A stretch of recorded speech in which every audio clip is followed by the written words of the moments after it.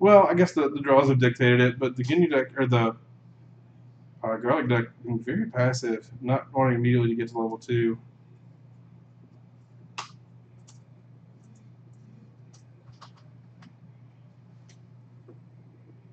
So we do see Red Blaze coming out for garlic here. Another incredibly powerful card in this matchup. Red Blaze is so bananas. That card is amazing. Well, it's amazing in every red deck. It's oh wait, stream's offline. What stream? Wait, I believe it's still up, unless I'm mistaken. Ha! Someone just gave us the spooky special. Thanks.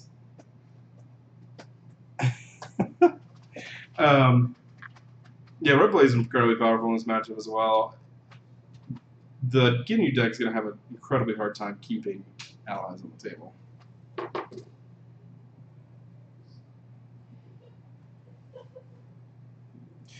Apologize for any stream issues you're having, guys. We're going to try to get them resolved, and we'll go from there.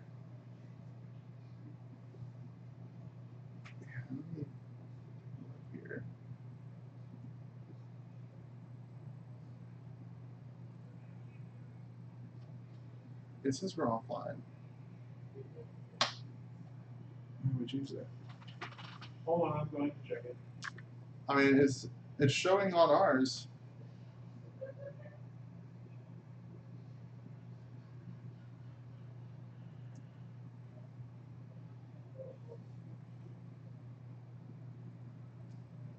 Are you live, Henrik? Hold on a second. We're on. We're on. Okay, there we go. Oh, we lost. So really interesting. It is a good point someone just made. The FGC seems to intersect the DBZ community pretty well, given the response on chat, which is really interesting. Back to the game. We've had a call here from the Ginyu player going into combat. The red relaxation was popped, getting rid of Doria. So wait to see how this develops. Looks like a searching technique was just popped. So waiting to resolve that. Went for the obvious choice in the 2 red ally removal energies.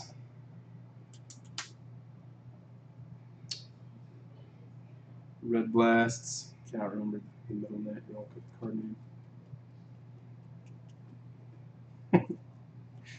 This is hilarious. Oh man, fighting game community does love themselves from DBZ. Apparently. The hype is real. We need to get Yipes to do. Yeah, we're gonna see if we can get Yipes to do some DBZ casting. Oh man, where is your curly mustache at? That's how he would say it. He would say it exactly like that. Just exactly like that. Yes. So, right.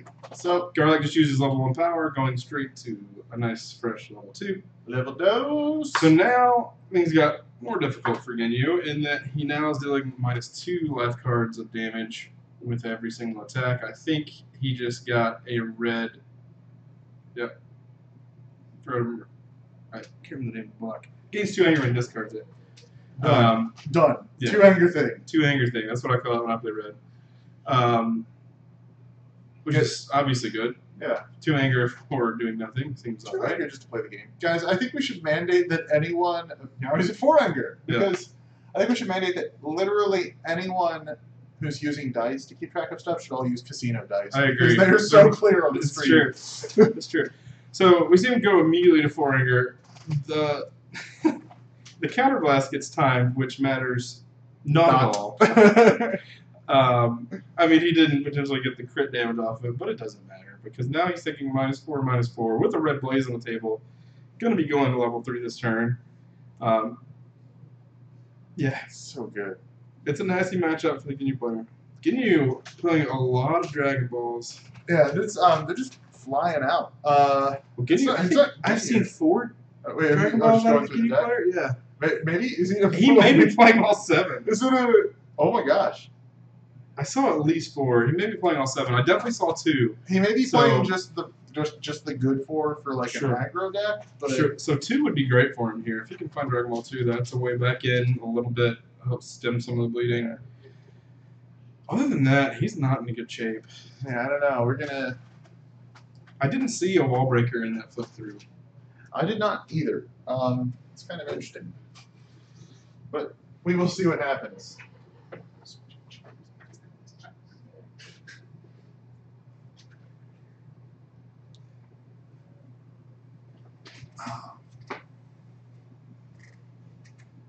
So I imagine we're going to see Alec pop this Red Blaze at the first opportunity he gets. He does. He goes ahead and cracks it. Chase is gone. This is there's your critical damage. Chase is gone. He's going to go ahead and move his way on up to level 3. 1 anger. We'll see what he draws and discards. Could be Oh my more. word. This is just a really terrible matchup. It for is. Black It's Guinea. abysmal. We're going to read you to. We're going to draw a card. Let's see what we get.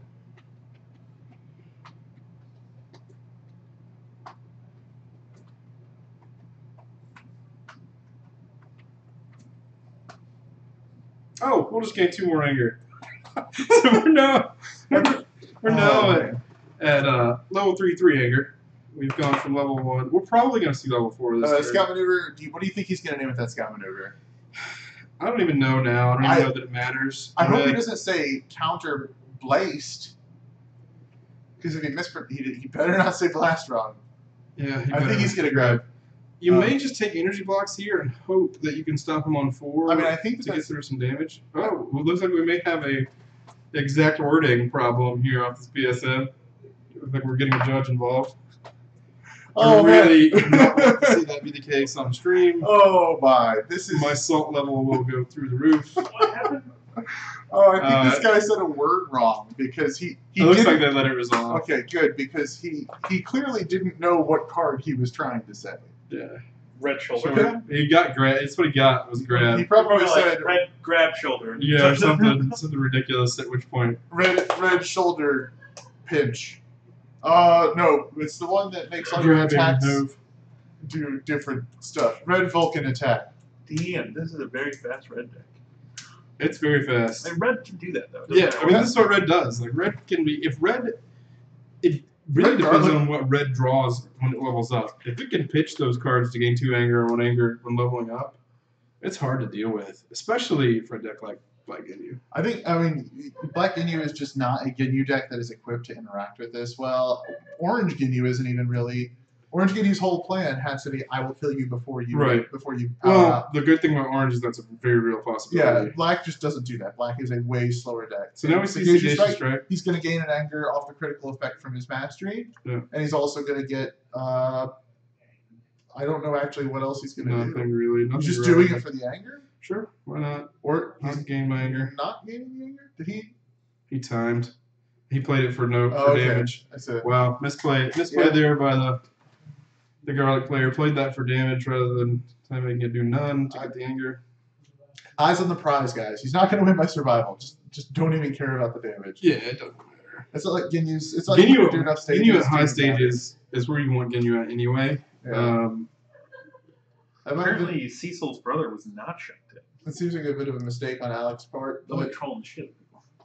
yeah, we'll let's see what's going on here. I mean, hitting shoulder grab there was absolutely it's fine. fine. It doesn't. There's one in his This yard, which is yeah. good. But it's not like he's ever going to get it back. Well, he could visit it back, but he's so far behind the 8 ball now. Now we're at the point where Alec needs to begin setting up his win. So now you can't. The one thing you can't do with garlic is go blindly to level 4. Oh no, 'Cause you if have to be like, do- I'm going 4 and then 5 anger. Yep, you have to have a plan for getting off level 4. If you go straight into level 4, your life gets way more difficult, and you can certainly lose from there. Yeah, it's just, oh man.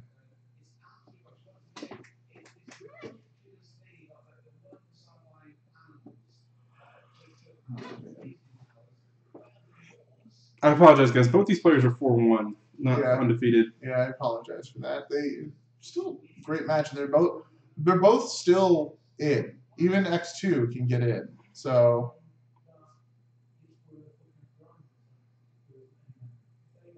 we see D-Ball 7 out of the Garlic deck.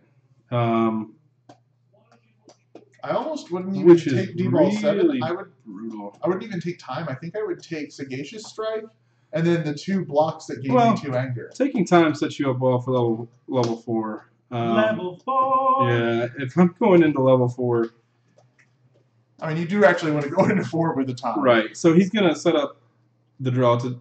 Okay, that makes even more sense. He's gonna set up a Red Blaze next turn to lead to have going into level 4. I think he has also that Red Destiny. So this is all but done. Yeah, this does seem to be it. Black Garlic has to call here. Black Ginyu? Or sorry, yeah, Black Come Ginyu. on. My bad. Black Ginyu has to call here, but it's calling at a time. So, Yeah. not a lot to be gained.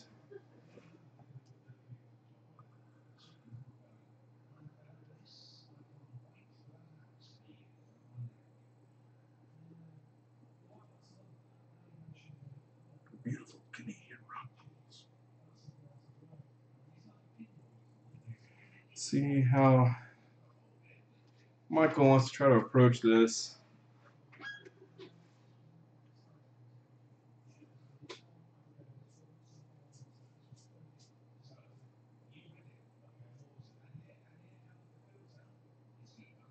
Not a lot going on at the moment, guys.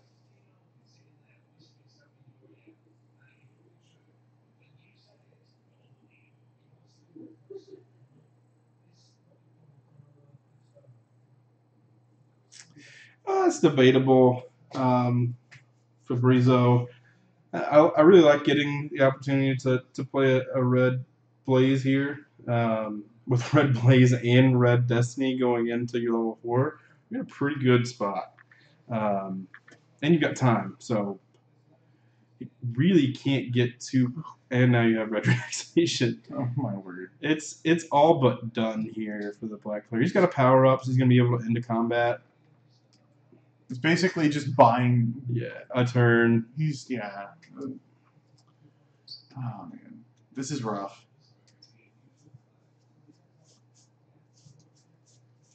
Like I don't. None of his cards actually do anything to impact the game right now. The time's been rejuved. Doesn't matter. Yeah. Discarded a corruption, so hey, we got that going for us. Did he just draw a counterblast? Counterblast is real bad here. It just drops you right into 5, or 4. But I'm just wondering. It drops you right into 4 and taking 6 cards of extra life per turn. No, I'm just wondering if he's got other. Yeah. So he seemed to have a pretty good hand. I think he had a sacrifice in hand. It'll be interesting if he does. As soon as he goes to level 4, he's going to also have 2 anger.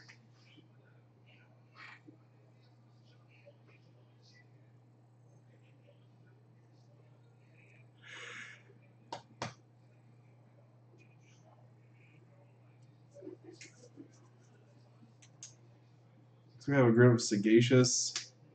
I think there is a sacrifice in there.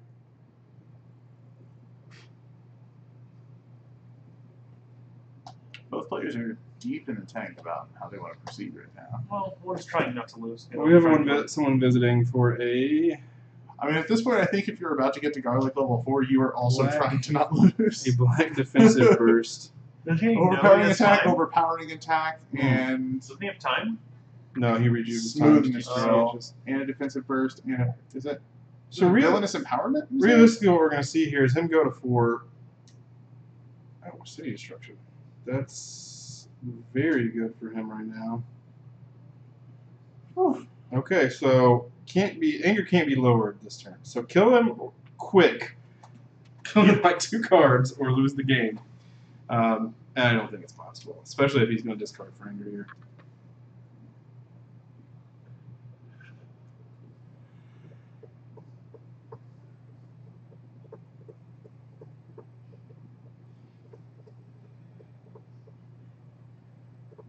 Yeah, for sure. Your black power up's not getting any better. It's probably as good as it's going to get. Or he's gonna go into some power. That's nice. He can't black power up now. But I don't know that he gets anything that's actually relevant to the match, though. gets some smoothness. I mean, It smoothness- doesn't matter. The game's over. He basically just keeps the 2 overpowering attacks after throwing out the physical. Yeah.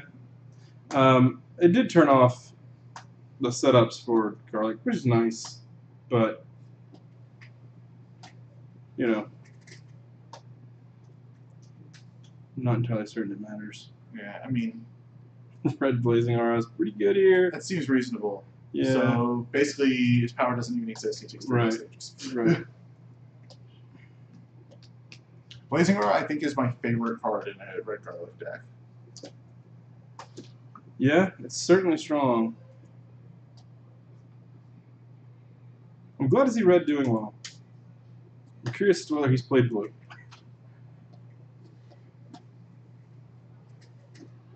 He's 4-1, so I mean, I can't imagine that he hasn't, considering 25% of the decks there are blue. Yeah.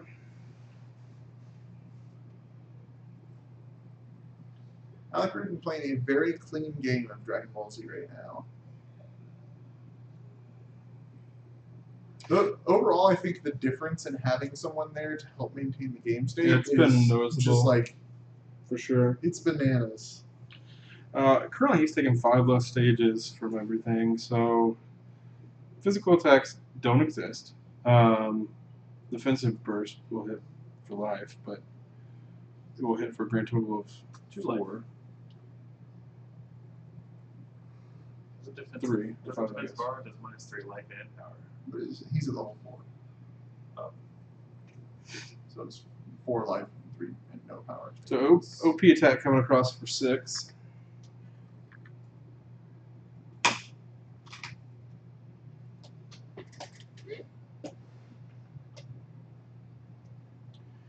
You know, it's not impossible. Yeah, if he doesn't have any energy blocks here, he could be in a really rough spot. Yeah, he could be in a world of hurt here because he's going to lose both his. He He's going to lose both his setups. He's gonna lose his Dragon Balls. No, you can't capture the Dragon Balls because Like, it's it's level level 4. 4. So those are safe. And it looks like that is a conversation that's happening. Oh yeah, you're right. I forgot about that. So So it's not even like It he doesn't actually matter. loses Nope. much at all. He just takes the damage pick some lifeguards. and it has his anger lowered. That's the How many only. life Actually, you cards are can't in even his lower deck the now? anger because of city destruction. Right. Yeah. So there's no profit to critical Well, effects. he's It's doing just damage. How many life cards does he have? Red. plenty. Red has a lot. Yeah. Well, I mean, he's got can use energy, Raccoon to draw whatever's on the bottom. Like it's It's not only bad. flat damage though. It's not as level 3 boosted. Plus, he has a red blocking hand in his hand. So if he uses Raccoon's physical, It's not good. then it just turns on the blocking hand and gives him 2 more anger. Yeah, that is exactly what's going on right now. Based God Troll. Basically, there's not a whole lot that can be done. That's why he can just willingly take these hits because it's just going to make it easier for him to win by Dragon Ball victory. So Nappa here, that's a big deal. That is nice.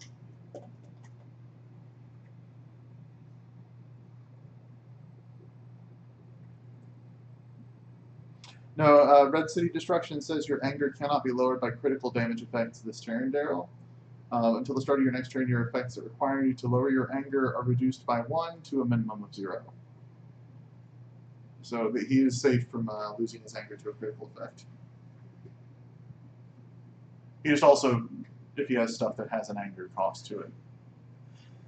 Kevin, I believe Alex in a pretty good situation as far as life. The Nappa is a big deal. The Nappa is a problem.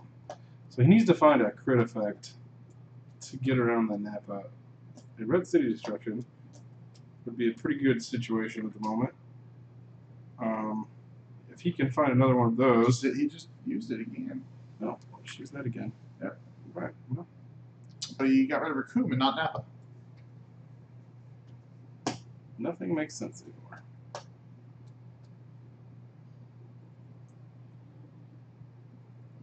I believe he's pointing out that you pointed to Raccoon rather than Napa.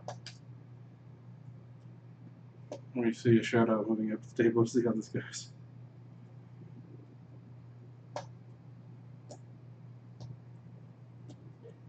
I'd be very surprised if he intentionally. I don't know if you're aware, but for those of you watching at home, you can see the camera shaking from how much leg tapping is happening under the table. There's some serious leg movement.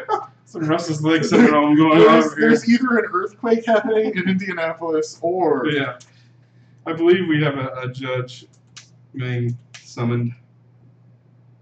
Oh my! In reference to. I think he accidentally pointed at Raccoon rather than Napa. Oh, well, he definitely pointed at Raccoon. I mean, yeah, there was a point at Raccoon, so... Well, he has another overpowering attack in his hand, but he doesn't know that, so... Right.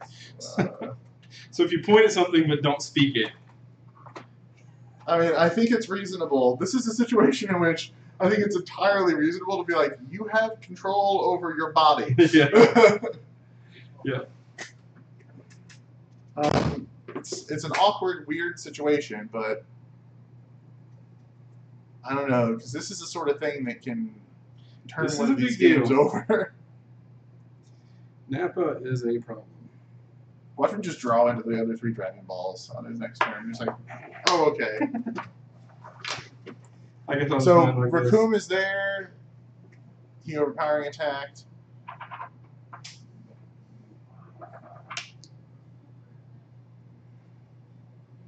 And I just received confirmation that is what happened with the judge, it looks like.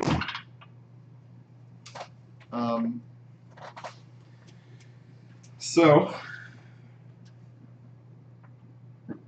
Alec is still not out of this game, but that is a pretty significant blow to his line. oh yeah.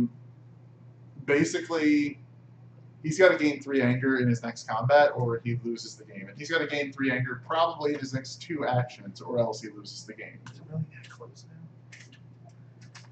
He's got a bit of, he's taken quite a few lumps this game.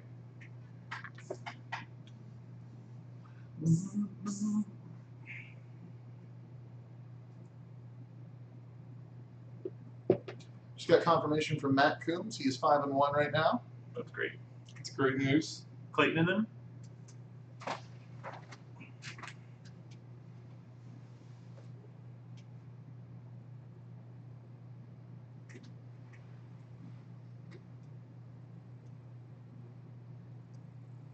All right, and then it's Ginyu's turn to call too, and he just drew into Black power up, something. You got a black power up, A interceptor Withering barrage. Is it a Withering Fire? It might be a withering fire, actually.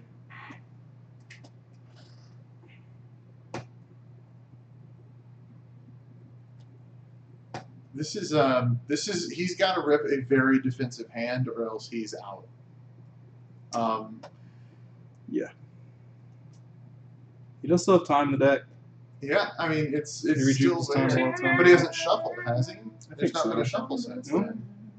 Time is in like the bottom 5 Yeah. cards of his deck or something like that. 1, 2, 3. So here comes his draw. The way he picked those up makes me feel like he knows he has to draw over here. Eric did raise a valid point in the chat. He could have just overpowering attacked. back Right. to Napa. It didn't matter ultimately. Yeah. Yeah, but I mean, his opponent didn't know he had an overpowering attack. Right. So Yeah. certainly the wrong. Yeah, I mean, knowledge of the overpowering attack is something that we had, but ultimately it didn't matter. Alec didn't know that, so it was still a suboptimal move based on the imperfect information that was had. So we see defensive burst. This will hit for a nice fresh 8 life cards of damage. DM. This is pretty brutal because I don't, based on Alex's body language, I don't know that he has a block. Yeah, no block here pretty much solidifies the game, I think, because It- defensive burst stops him. He has a from- knee lift.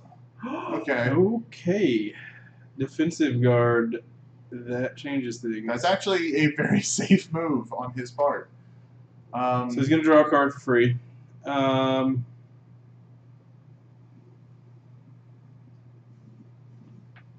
Resourceful block, whatever that thing's called.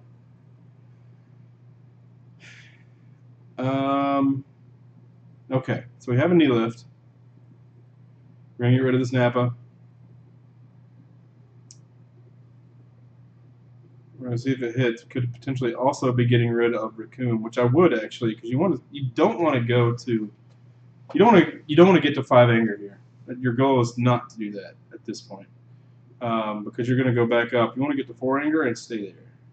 So I would probably, if this hits, I would pay the anger to crit away Raccoon as well. I mean, I think that you absolutely 100% have to do that. I think Careful with that discount pile, because the order matters. the resourceful block was paid last turn. It hits, and he crits it away.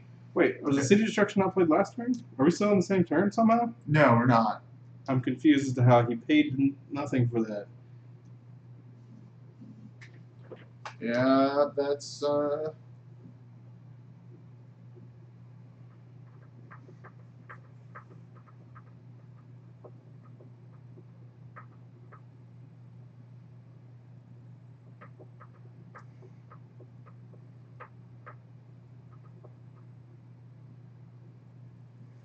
So now rather than a Withering Fire for 8, we see a Withering Fire for 3.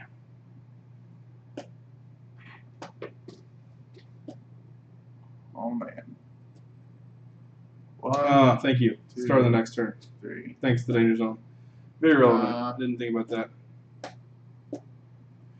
Here's what's great. He's going to get 4 anger and pop up to 4 at 4 anger. Right. He needs to not go to 5 anger, for sure. Yeah, no, he definitely needs to not gain any more anger. Because what he needs to do is he just needs to get up to 4 and end the turn, and then enter combat and pop Red Blaze. Right. Unless he finds a way to get Napa back. This game is all but sealed. I mean, he has a counterblast in his hand. So it doesn't even matter, because if he pops up, like any card in his hand that gains anger, he just has to make an action that gains him anger. No, he pops Blaze on his next turn, Kevin. So when because he's going to pop back up to 4 at the end of combat. Because he'll be at level 4 with 4 anger.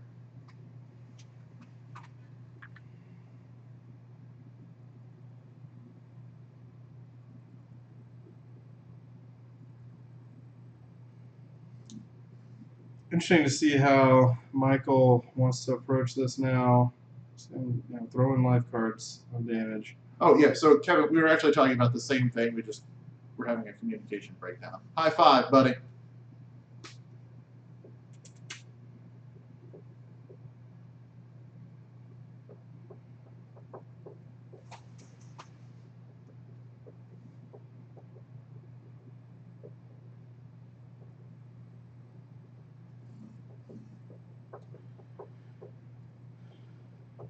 So we see a searching technique. There's not a lot of life cards left here, folks.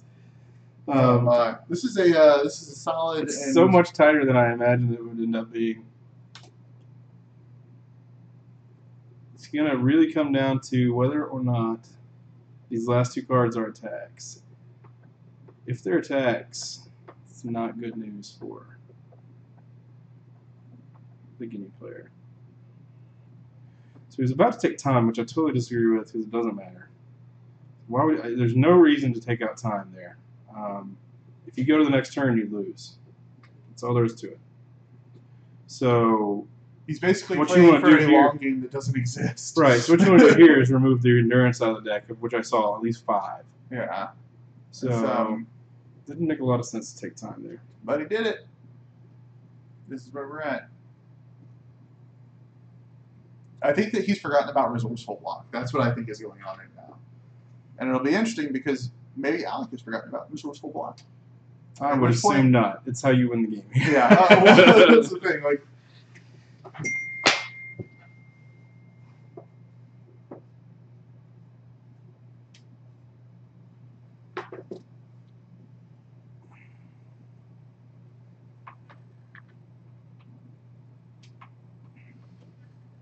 I would just pass. I don't know why Alec isn't attacked. I'm not seeing any nail, Kevin. It would be That's hilarious. Takes that. it would be nice to see Nail. I think Nail's a great personality with a lot of potential and a lot of colors. but unfortunately we've seen mostly Piccolo and Ginyu. We've had one round today without a Ginyu player in it. Oh, you use the mastery? Okay. So Black Mastery, we're going to pass and go to the end of combat. Garlic's going to level up. If Garlic draws away to discard and get an anger, the game ends there. If it doesn't, he enters combat and the game ends.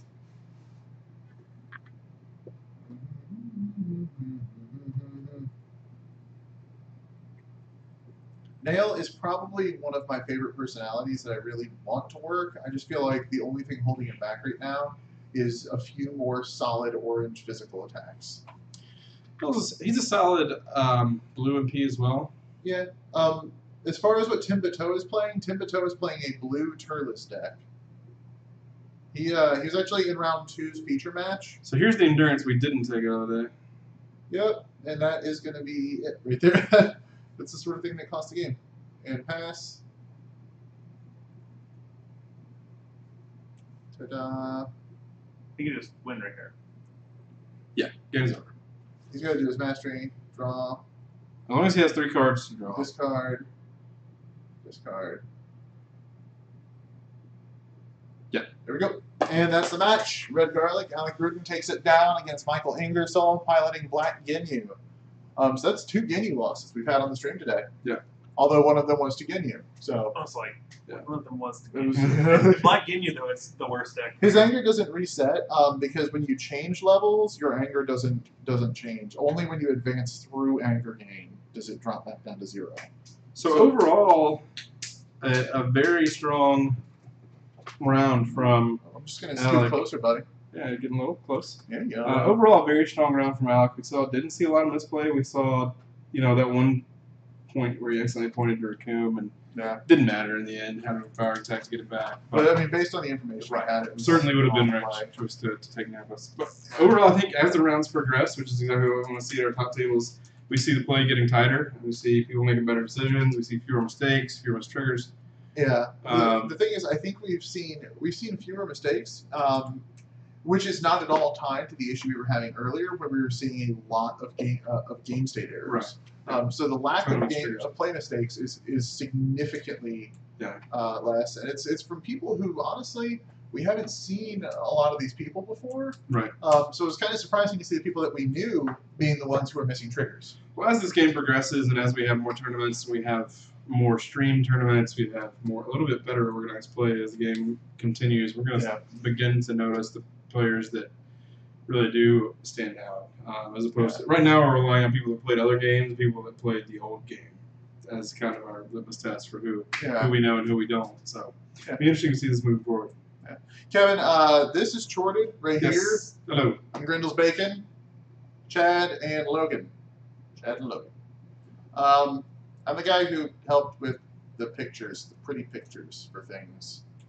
And this is Chad. He writes articles and is good at the game. That's what he does for us. He's really good. I imagine I've probably played against Kevin with some Octagon, based on that question. That would be my assumption. Possibly. Or you were just complete.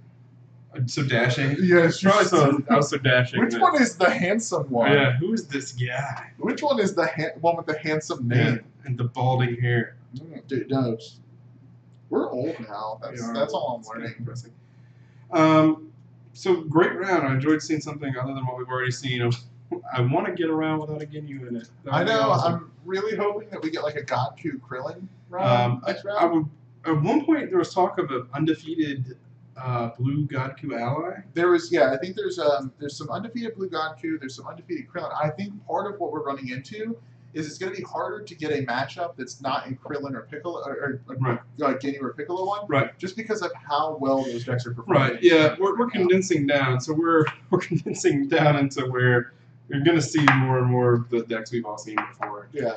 And there's a reason we've all seen them before is because they're good. Yeah, those are the most consistent, solid decks in the format right now. We're seeing a lot of variation in lists. Yeah. Like they're not all getting there in the same way, and they're not all making the same card choices. But I think at their core, it's the personalities that are carrying it and the masteries that are carrying it, rather than the actual card choices. Which is interesting. It's something that I think was unexpected. I think that there are definitely optimal lists, And I think there are definitely suboptimal lists that are performing well due to variance. Right. Rican, we had a Turtles on stream earlier. Blue Turtles played by Tim Bateau got taken out by a very defensive blue Trunks. It was actually Dragon Ball list. Yeah, it was like only blocks. It was like only blocks, head knock, and blue betrayal, and that was it. Yeah, I think that was the only attack. So incredibly defensive list that just turtled to Dragon Balls. Very anticlimactic, but was nice to see too. Let's see, Kevin. Yes, I believe that was me. I feel sure it was. So. Okay, I played you on Octagon the other day. Were we having connection issues? Yeah, it looks. Sounds right. Well, now you know what he looks like. Yeah. So you can. You know who's on the other side. You so can like visualize him like. So excited. Contacts. That's what I need. So has Godku gone down in price now? What's he at? I think he's floating around like 100. Yeah, that's where I think it was. We paid $5 per hour. Right, so. We did all right.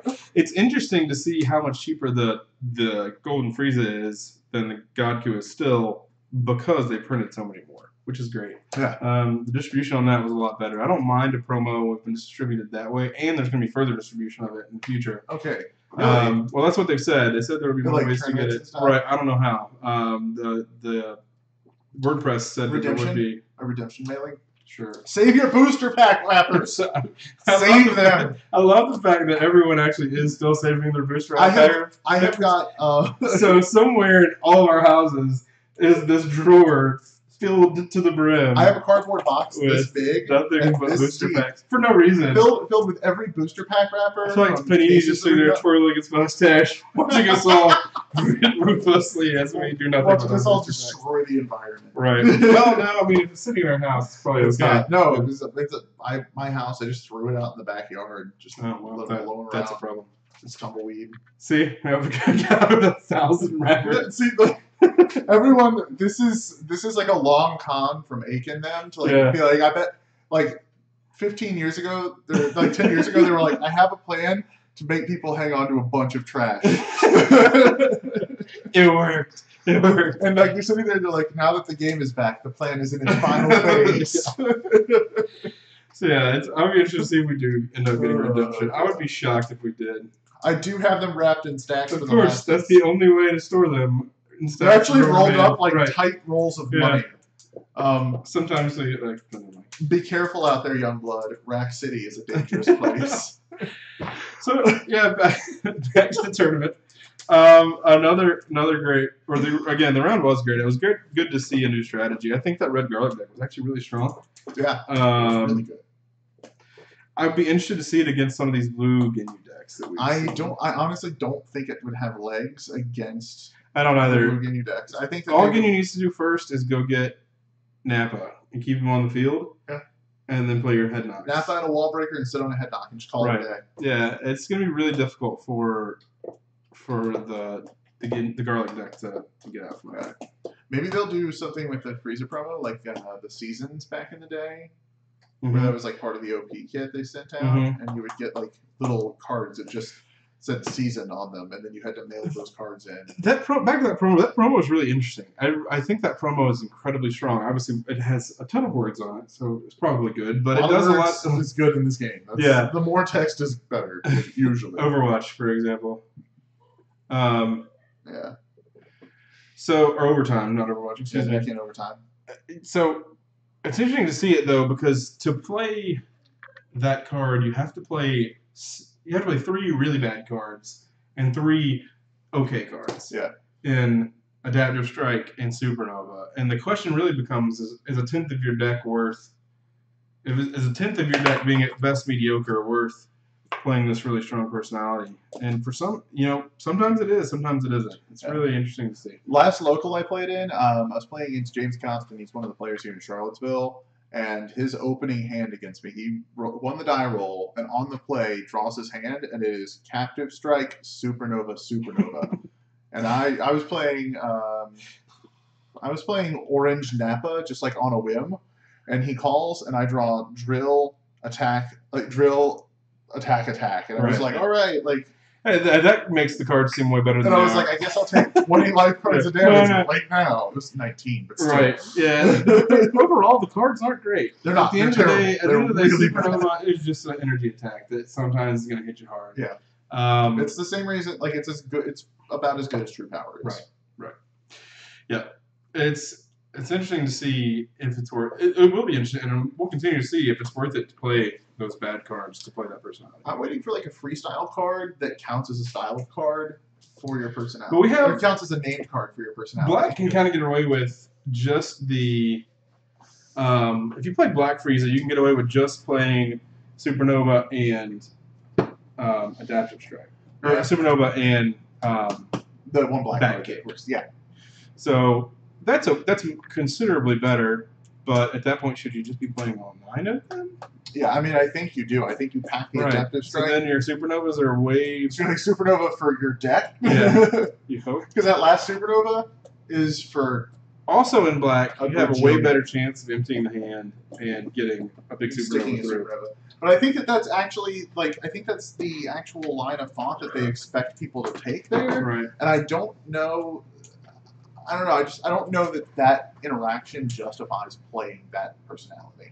Right. I think that it's good, and I think it's one of those things. Generally, with an interaction like that, it's one of those things where I'm like, yes, that's powerful, and yes, it can win you the game. But just because it is able to win you the game does not make it good. So I had some good success with Red Frieza. Played it at our local, and I've been testing it some. I've had great results with it. But the problem that a deck like Red Frieza or Red Tien face is going against something like an Orange Ginyu, where you're just gonna sit there and take it for 6 attacks in a row because you drew 1 block.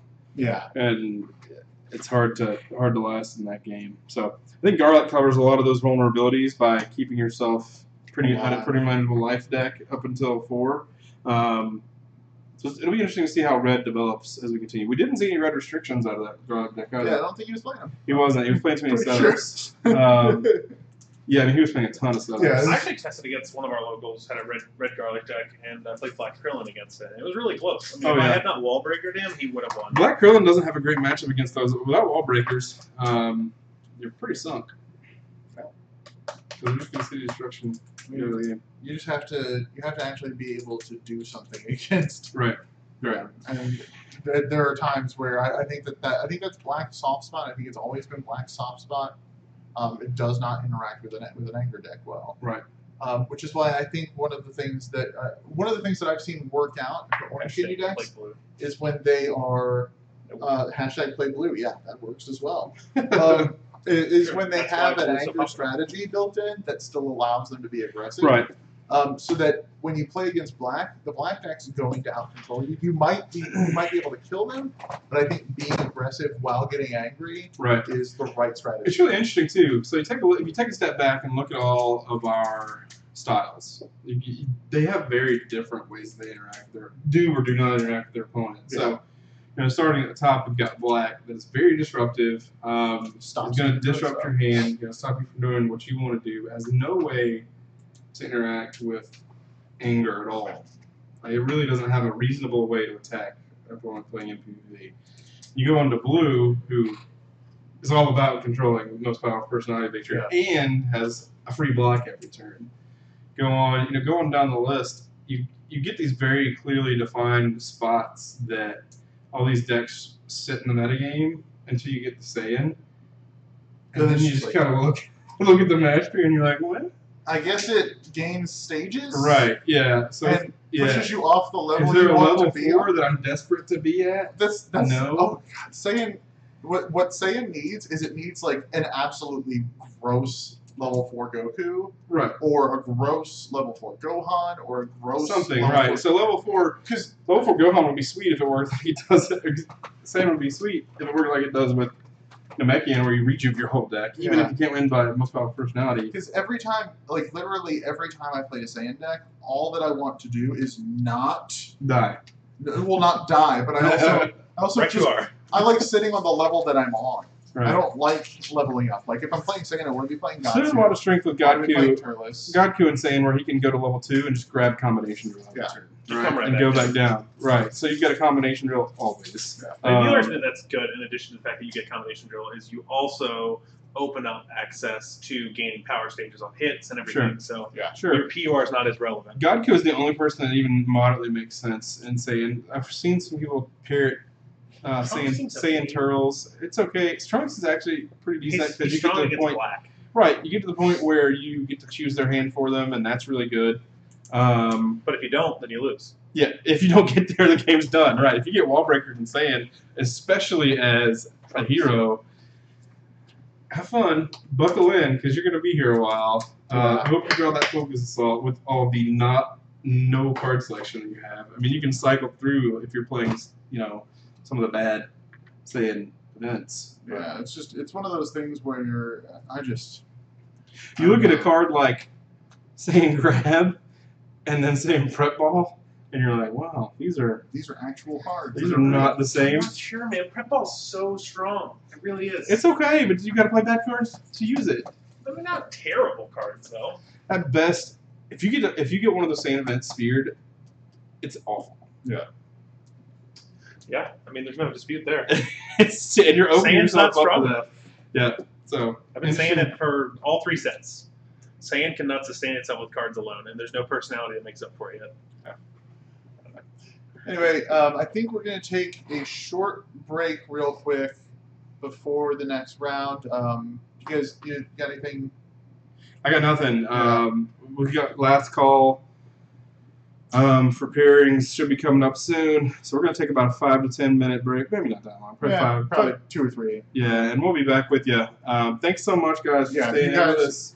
We really awesome. appreciate it. All of you are awesome. 133 people at the moment. Yeah. Thanks so much. Please share this out on your local websites for your stores and social media if you have people that are interested there. We really appreciate it. Have a great break. If you like what we're doing, let us know. Let us know that you like it. If you don't like it, give us some feedback. We want to do what we can to provide the best coverage and best stream possible. Yeah, absolutely. See you soon. All right. Be back.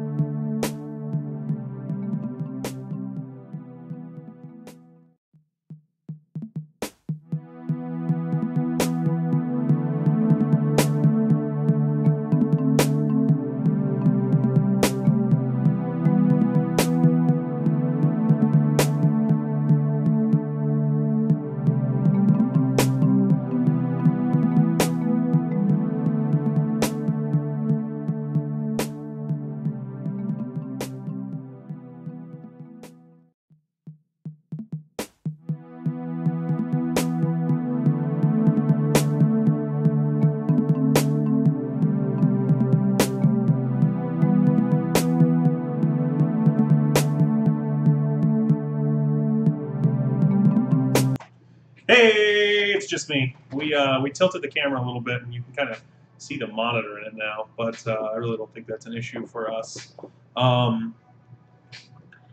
We're going to work on it. Looks like maybe a little crooked. There we go. Right in the center. Don't worry about it. So what we're going to do here, they're both taking a break real quick, grabbing some food. We're getting some information about the next pairings, and we'll have them up shortly. Thanks for the advice on the camera. We're going to go ahead and put it back in the advertisement. Thanks for tuning in, everybody. We really appreciate it.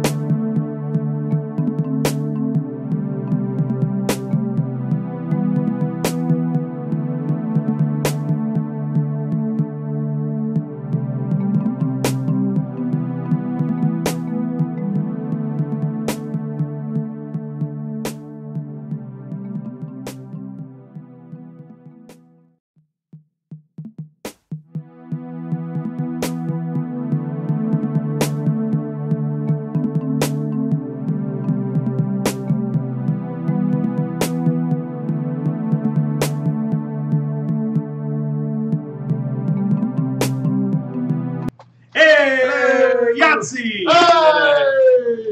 We did it, Reddit. So we are back. Chad, I'm bigger than you. You are. I'm sitting low. No, he's regularly this I'm short. a low rider.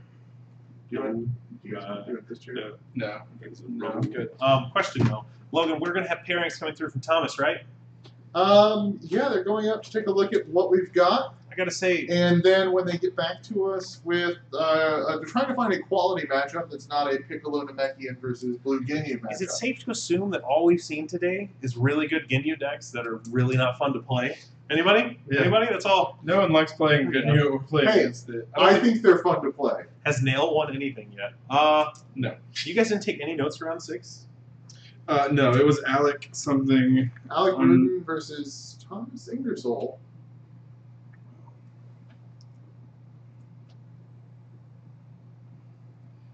Thomas with Black Ginyu.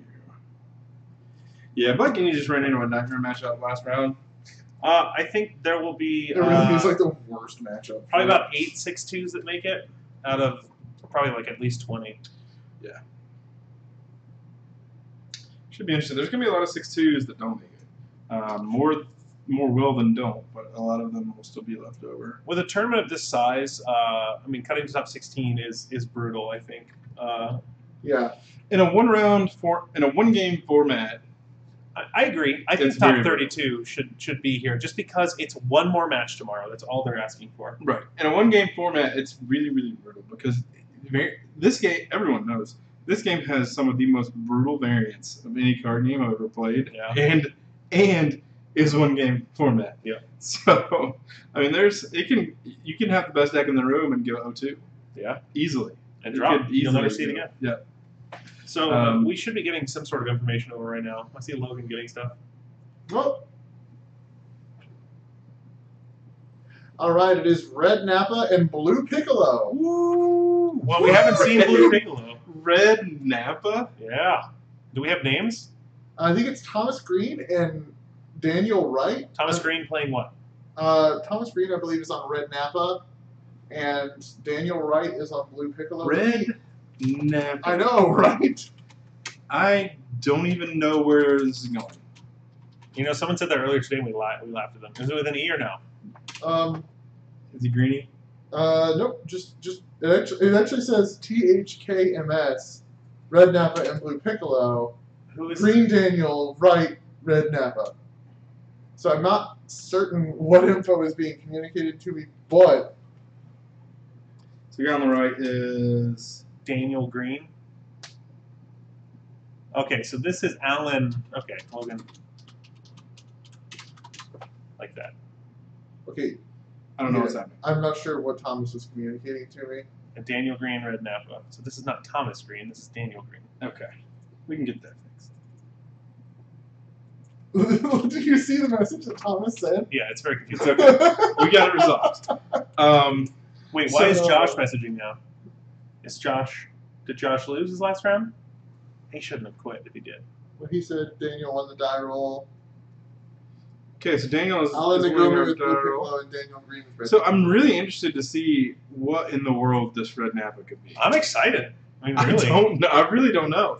This is a deck that we actually joked about existing I know. earlier today. So there seems to be no synergy. They're just leaning on the really good red cards. So you've got a good level 1. You've got a solid level 1. You've got a really bad level 2 power. You have a good level 3. And your level 4 is awkward. Oh, man. I'm so excited about this matchup. I'm scooting over to dive in on this right now.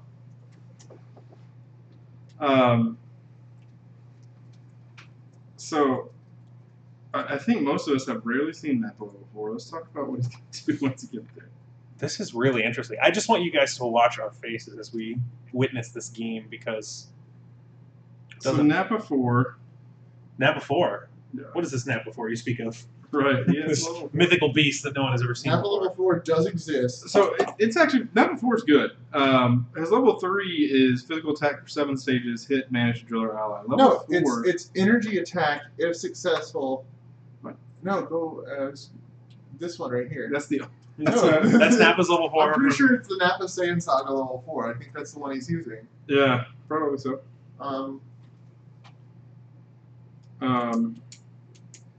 So it's going to be interesting to see exactly what happens here. I think if he gets level 4, because level 4 gives you, I know it gives you plus 4 stages of damage, and I don't remember what else. It does something else. I'm sure they've already responded to you in chat. Right, with yeah. what the answer is. I'm sure they have to. Nope. Never mind. So let's go. Let's go. We're going to go down to the game now and see, No one knows see what what we Napa can is. learn. Yeah, no one's ever gotten a Napa level 4. I have a foil level 4 somewhere. We actually, we have 4. We have Napa 1 through 4 foils, so we're ready to do this. We're ready to build this deck because you can only build decks that you have all 4 personalities foil.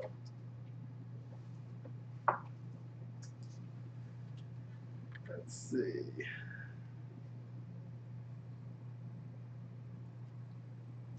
So one of the things we're seeing here is that red has got a pretty decent setup, and they're just going to go ahead and pass.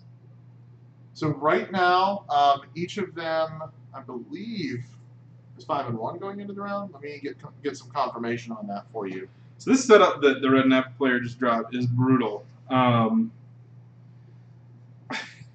Here's what's crazy about visiting the past in red. If you're playing red restriction, you can visiting the past, get your red restriction, play your red restriction, and then play your red relaxation. So you're seeing just a mountain of cards in one When turn. entering combat. Right. Yeah, it's absolutely impressive, really. All right, let's see here. Sorry. All right. Let me get started here.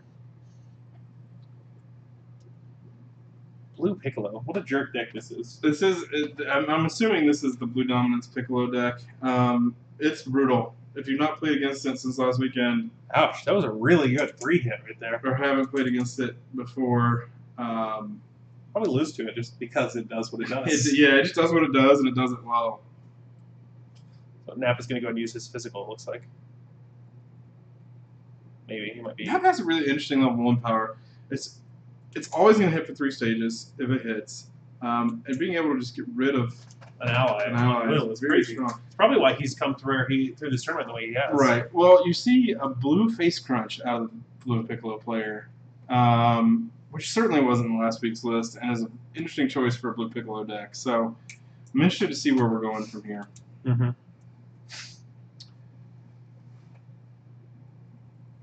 In the Napa player's hand, we saw a Pulverize, a Red City Destruction, and what looks like an Energy Block, unless something's wrong.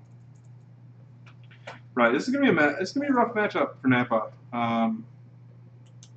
Yeah, absolutely. I mean, blue inherently does no, it's really not City well. Destruction. Excuse me, it's an Energy Attack of some sort. Yeah, that's not City Destruction. Blue inherently does really good against red. There we go. Leverage. Ooh, gosh. What a card that card is. Ugh. Good. Actually taking advantage of Pulverize. That's nice to see. Glad to see some Pulverize in the game. Oh. Oh my gosh. That's disgusting. I guess you have to give him Neck Beam, right? Do not hand that man Blue Dominance. Okay, I was like, Blue Dominance right now. He's getting Blue Dominance regardless. They're going back on top. yeah. It doesn't matter what he gives him here. No, he could hard swap to black right here, give it to him, and then match straight out of his hand. He's actually That's got probably what we should be doing here. Yeah, it's not a good look. You were glad to see a red deck doing well till you saw this game.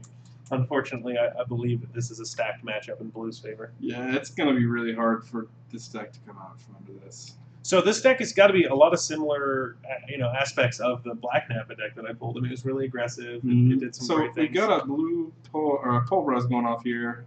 Let's see what Napa gets to get in this game.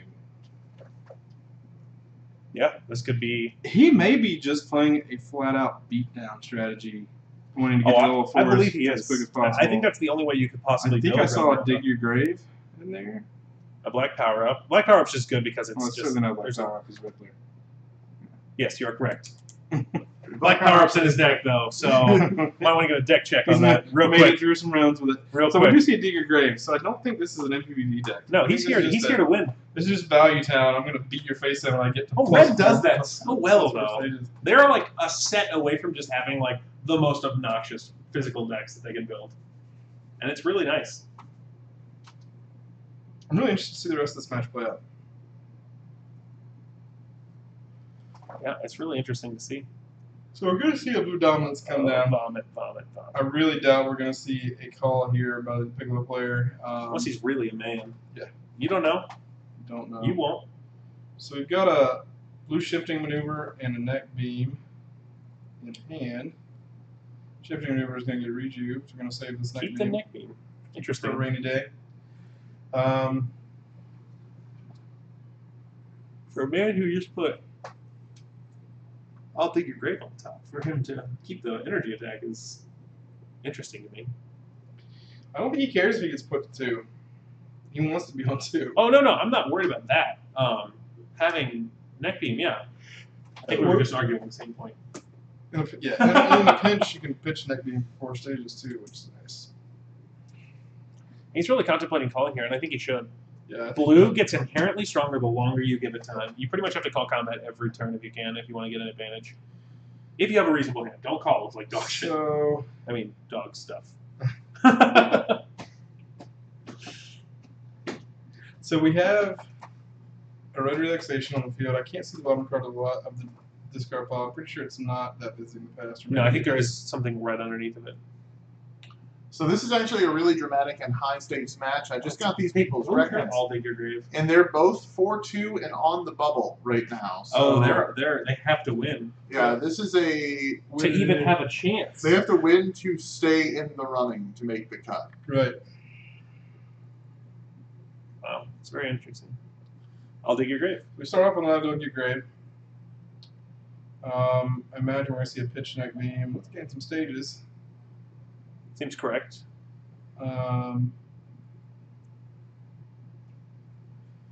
Energy for 3.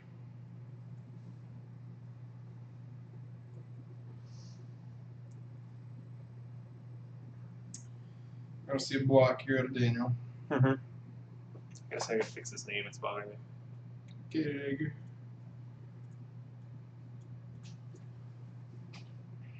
And I dig your grave Ooh, taking 5, unpreventable here. from 1, 2, 3, Piccolo. 4, 5. Yeah, that's what I'm saying. This guy's here to party. He's here to party. So this is a really interesting I want you to list see, for Piccolo. Look at Chad's face after Plus, that. really interesting list for Blue Piccolo. Gross. Damn. Sorry. Excuse me. This is too much for me. I'm losing the round throw. gonna ability get to control myself. Round throw is insane. It is insane. These decks are very unconventional, both of them. Yeah. It's really cool to see they've made it this far. Yeah. 4 and 2 is nothing to be ashamed of. Yeah, it's kind of sad to see one of them leaving after this, Yeah. actually. I can't believe Red Nab is 4 and 2. I don't even know what to say about it, really. Well, this guy's clearly gotten a really good set of pairings. Probably all Ginyu decks, and that's what he's working for. I mean, you can crit allies away for days in red. Yeah, I They guess are I'll not take there. your grave in for 10 on level 4 is pretty good. Time. That is unfortunate. That is not what he needed to see right now. Let's just go ahead and put that right back.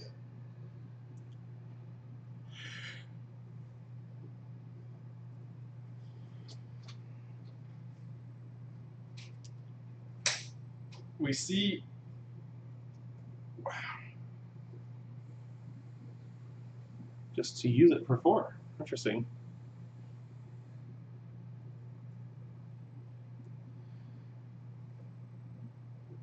Red Napa's in a lot of trouble here.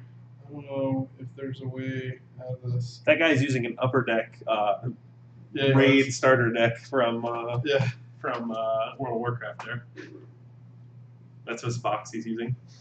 The big clunky plastic ones. Yeah. So I see a blue back break. Mm-hmm. 5 flat, shuffle an ally back in. I don't see that card a lot. Yeah. Now it's just going to be 5 left cards. And we have a dig your grave. You can't use endurance, but we did anyway.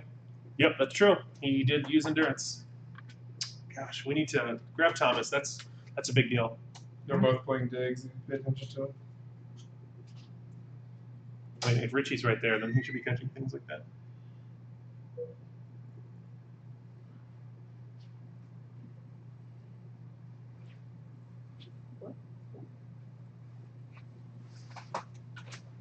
All right, I will be right back.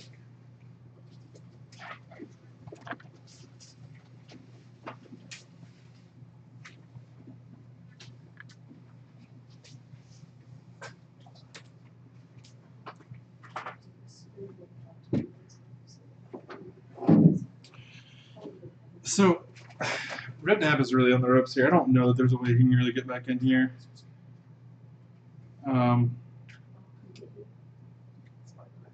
Oh, I'm sorry. Dig was last combat. Okay.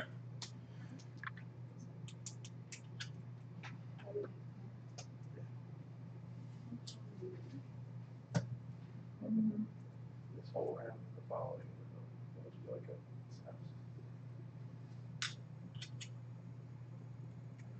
So we've got Blue Piccolo, 4 cards in hand, wrist block. Wasn't real clear on what else he had. Neck Beam's going to read you, had a narrow escape. So Piccolo's at a major advantage right now. I don't think Napa's going to get off level 1 this game. He's stage locked.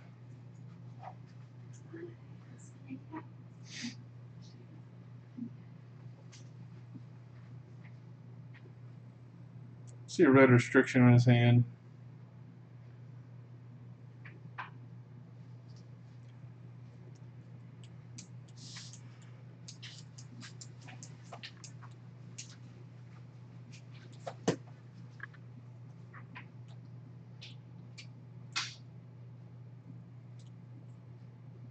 It's definitely a rough matchup at this point. Don't know where he can possibly get back in the game.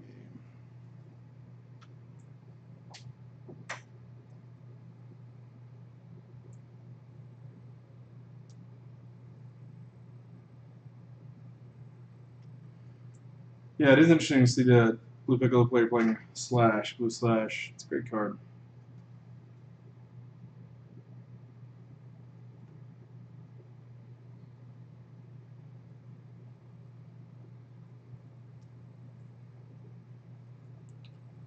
I still have such mixed feelings about mental drill. Yeah.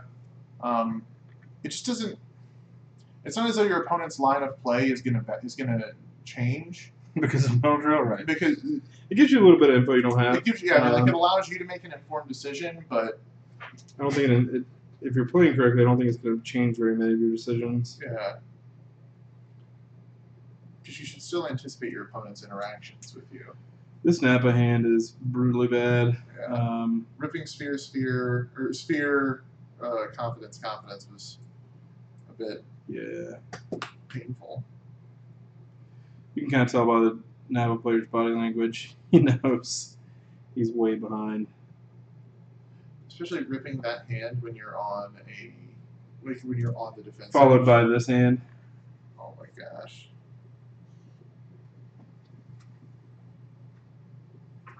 It's just about as much of an uphill battle as he could put himself into. Yeah.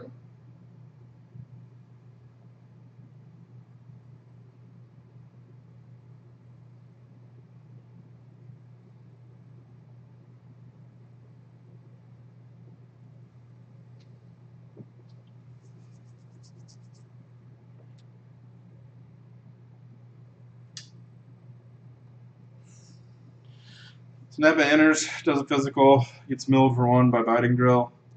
Thanks for coming. Thanks for playing. I'll block that.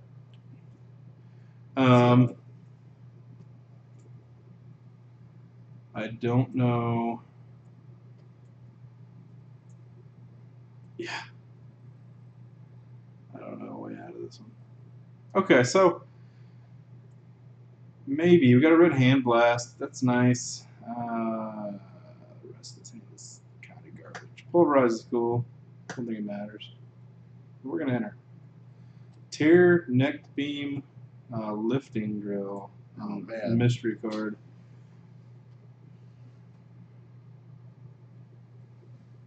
That hand is still like Pretty good. It's interesting. We've seen this twice now. Blue dominance just being a hedge, where you kind of camp on it, and if they ever put you down stages, you know, hey, I'll just have 10 stages now and be level 2. Yeah, I don't think. It does make the fact that people haven't been using it does make me question the likelihood that people, or the whether or not it's optimal for the people that we've seen using it previously that are just cracking it as soon as they can. So we see Daniel immediately take out the mental drill, which you see all the time. People can't stand having their hand revealed. But it's not like literally nothing is going to change. He has not affected the board for this combat. Right. And he's aware that this combat is likely the last combat in the game. So now we have a blue tear. For time. I think taking the biting drill or the lifting drill make way more sense there. We are going to watch Napa go ahead and go up to level 2. And middle card. Biting drill.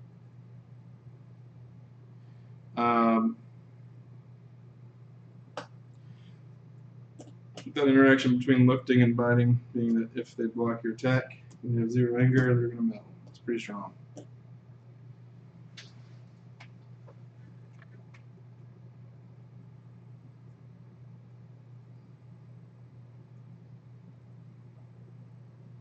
Yeah, that's all she wrote. There we go. Red Napa out of the tournament. I mean, I'm thrilled that he was able to take it through to round 7. Yeah. Because that's a cool deck. Yeah, interesting deck. We didn't get to see much of it. We didn't get to see much of the Blue Piccolo deck either. It was playing some interesting cards for a Blue Piccolo deck, like Blue Slash and Blue Face Crunch. It seemed like a physical beatdown deck more than anything else. And in Piccolo, that's really interesting to see. Yeah, I don't know that Piccolo brings anything to the table there. You get a that good Nail doesn't, but I think that his level 2. You have a good level, an okay level 1 power, and an absurdly good level 2. But I think Nail, if you're gonna play that deck, I don't know why you wouldn't play Nail, because you get his good level 1, you get an absurd level 2, probably not as good as Piccolo, but still strong, and you get dashing attack and Yeah. You get heritage. Here you get to play three times orders total. Which Plus, is pretty good. dashing attack and heritage kind of styled cards for your mastery. Dashing attack does. Dashing attack. Sorry. So really interesting round taken by an interesting build of Blue Piccolo. It was cool to see something other than Ginyu on stream, even though we saw it for about 10 minutes. So yeah, that's pretty much it. I mean, yeah, it's I don't know. I don't know about that deck. I don't. Red Napa. Yeah. It seemed to be wanting to do a lot of things. I think it was playing the trailing bolts, the ones that attach and then pop back to your hand when you change levels. It seemed to be playing digs and a lot of the level bounce blocks. It seemed like it was a deck that was trying to bounce levels a lot. If that's your goal, I don't understand why you wouldn't just be playing Krillin. But yeah, there are better. You know, he's 4-2 there. I'm not. So. Yeah, that's absolutely 100% the case. He has done well with that deck. He's confident in it. He knows his toolkit. He knows, and Red has a really reasonably good toolkit as well. Red has a great set of cards. Is, Red has the best control cards in the game. I'm inclined to agree with that. They have Lightning Slash, which is absurd. They have Observation, which is absurd. They have a billion ways to get critical damage effects. All their drills are actually really good. Red's problem is its mastery is kind of average at best. Yeah, it's just, the red mastery. The red mastery just doesn't synergize. It synergizes with a quarter of the red cards, which is the problem.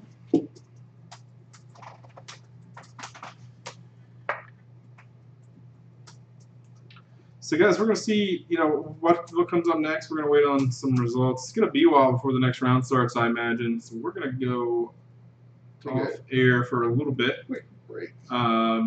And we'll be back shortly. Should be 5 minutes probably. 5-10 minutes. All right, somewhere around there. Thanks so much, guys. 150 people. We're at our high. You guys, thank you so much. You guys are all such sweet. Stay with us. We appreciate it. So great. So great. Bye bye. Thank you. We're back. Not bye. We're coming back. Yeah, we'll be back.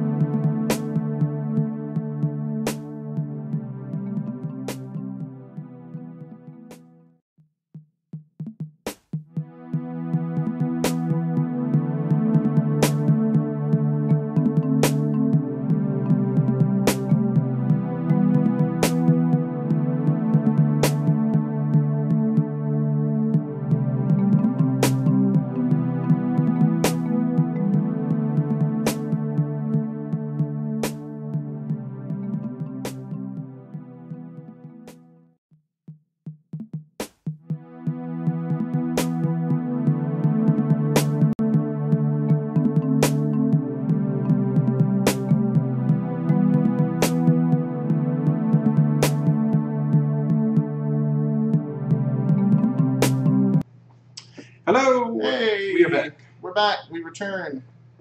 Alright, so we've got a lot of time. A lot of time. Before the next round, for sure. It's, yep.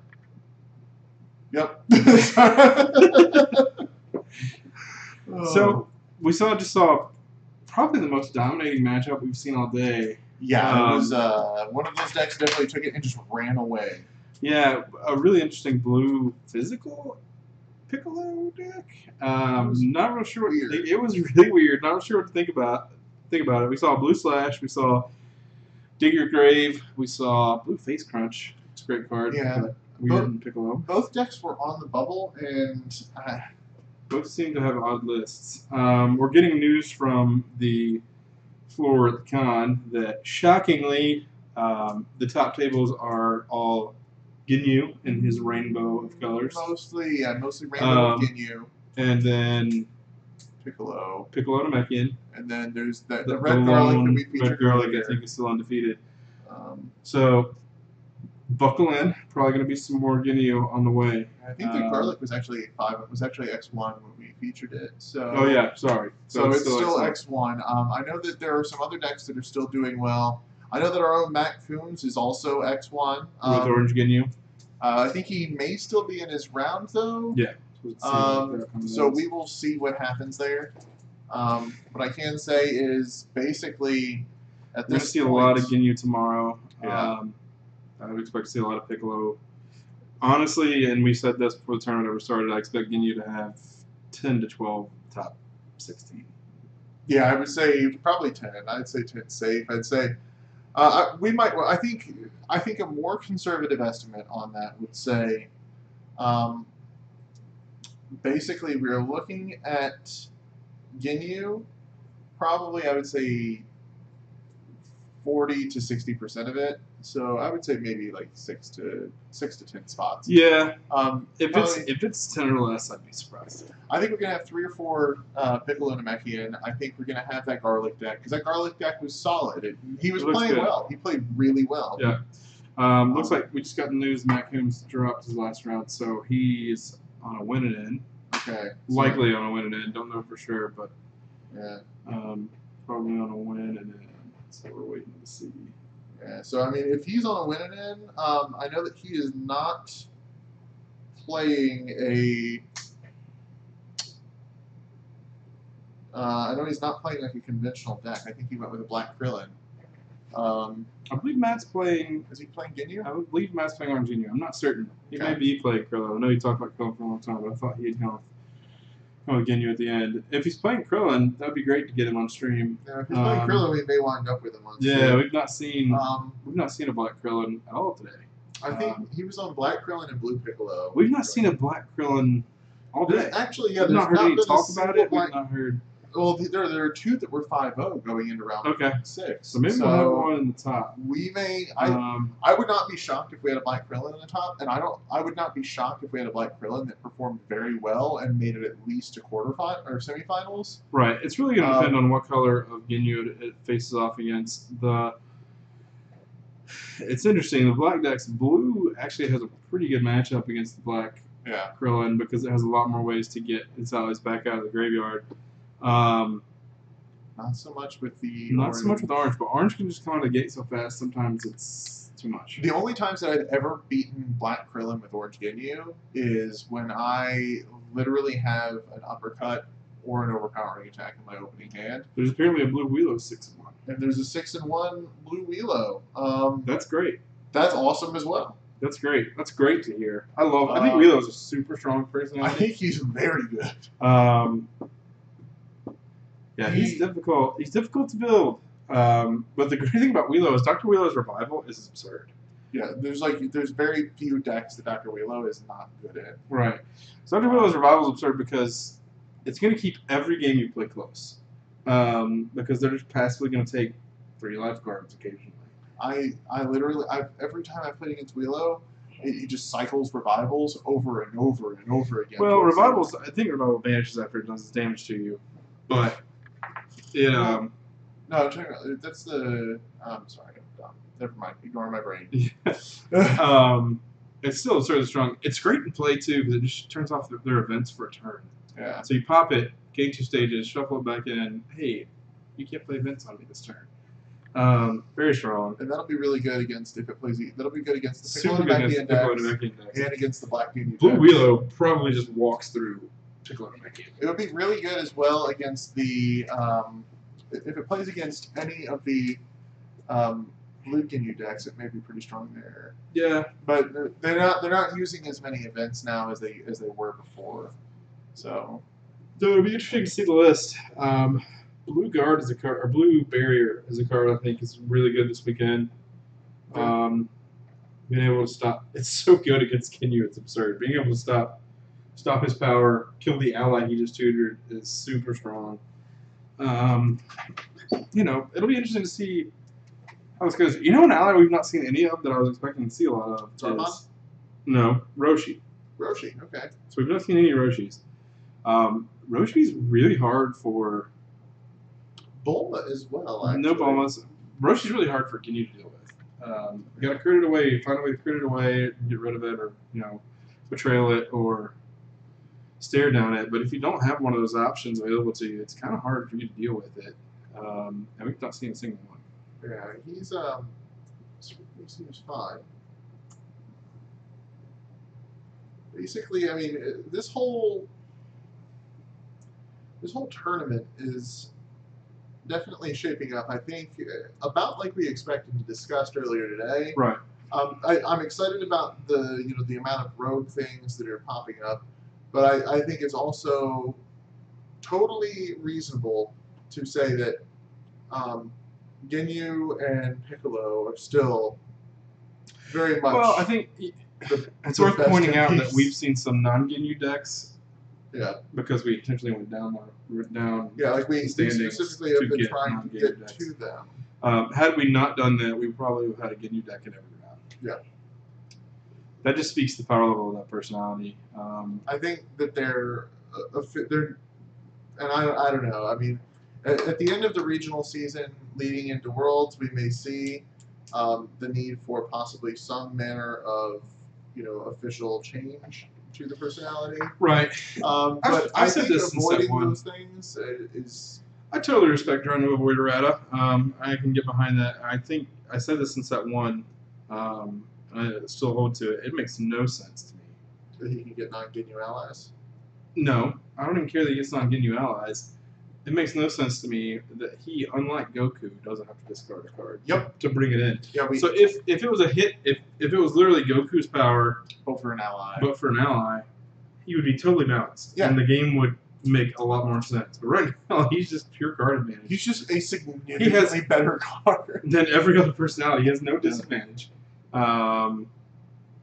If you go into every tournament asking yourself, is this better than Ginyu? The answer is probably no. Yeah. Unless you specifically built to beat Ginyu. Or the only reason I can say that is if, and I don't want to insinuate that the meta is solved in any way yet, but I think that we have a pretty good idea as to what's good, and I think that this is indicative of the fact that the majority of people who felt the need to travel to play in a large tournament all arrived at the same conclusion. Yeah. Blue, black, or orange Ginyu. I don't know if we've gotten any numbers on how many Ginyu decks there actually are. I'm going to try to find that for us. We're going to try and have that information. If we can't have it tonight, it will be available tomorrow morning. Right.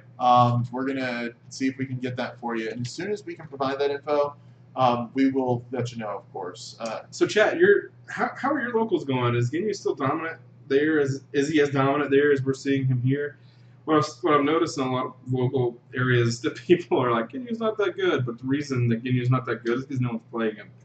Right? Yeah. No one's playing him, or they're playing really bad lists. If in the areas where there are competent Ginyu players, I think it's pretty obvious. It's like it's so dominant.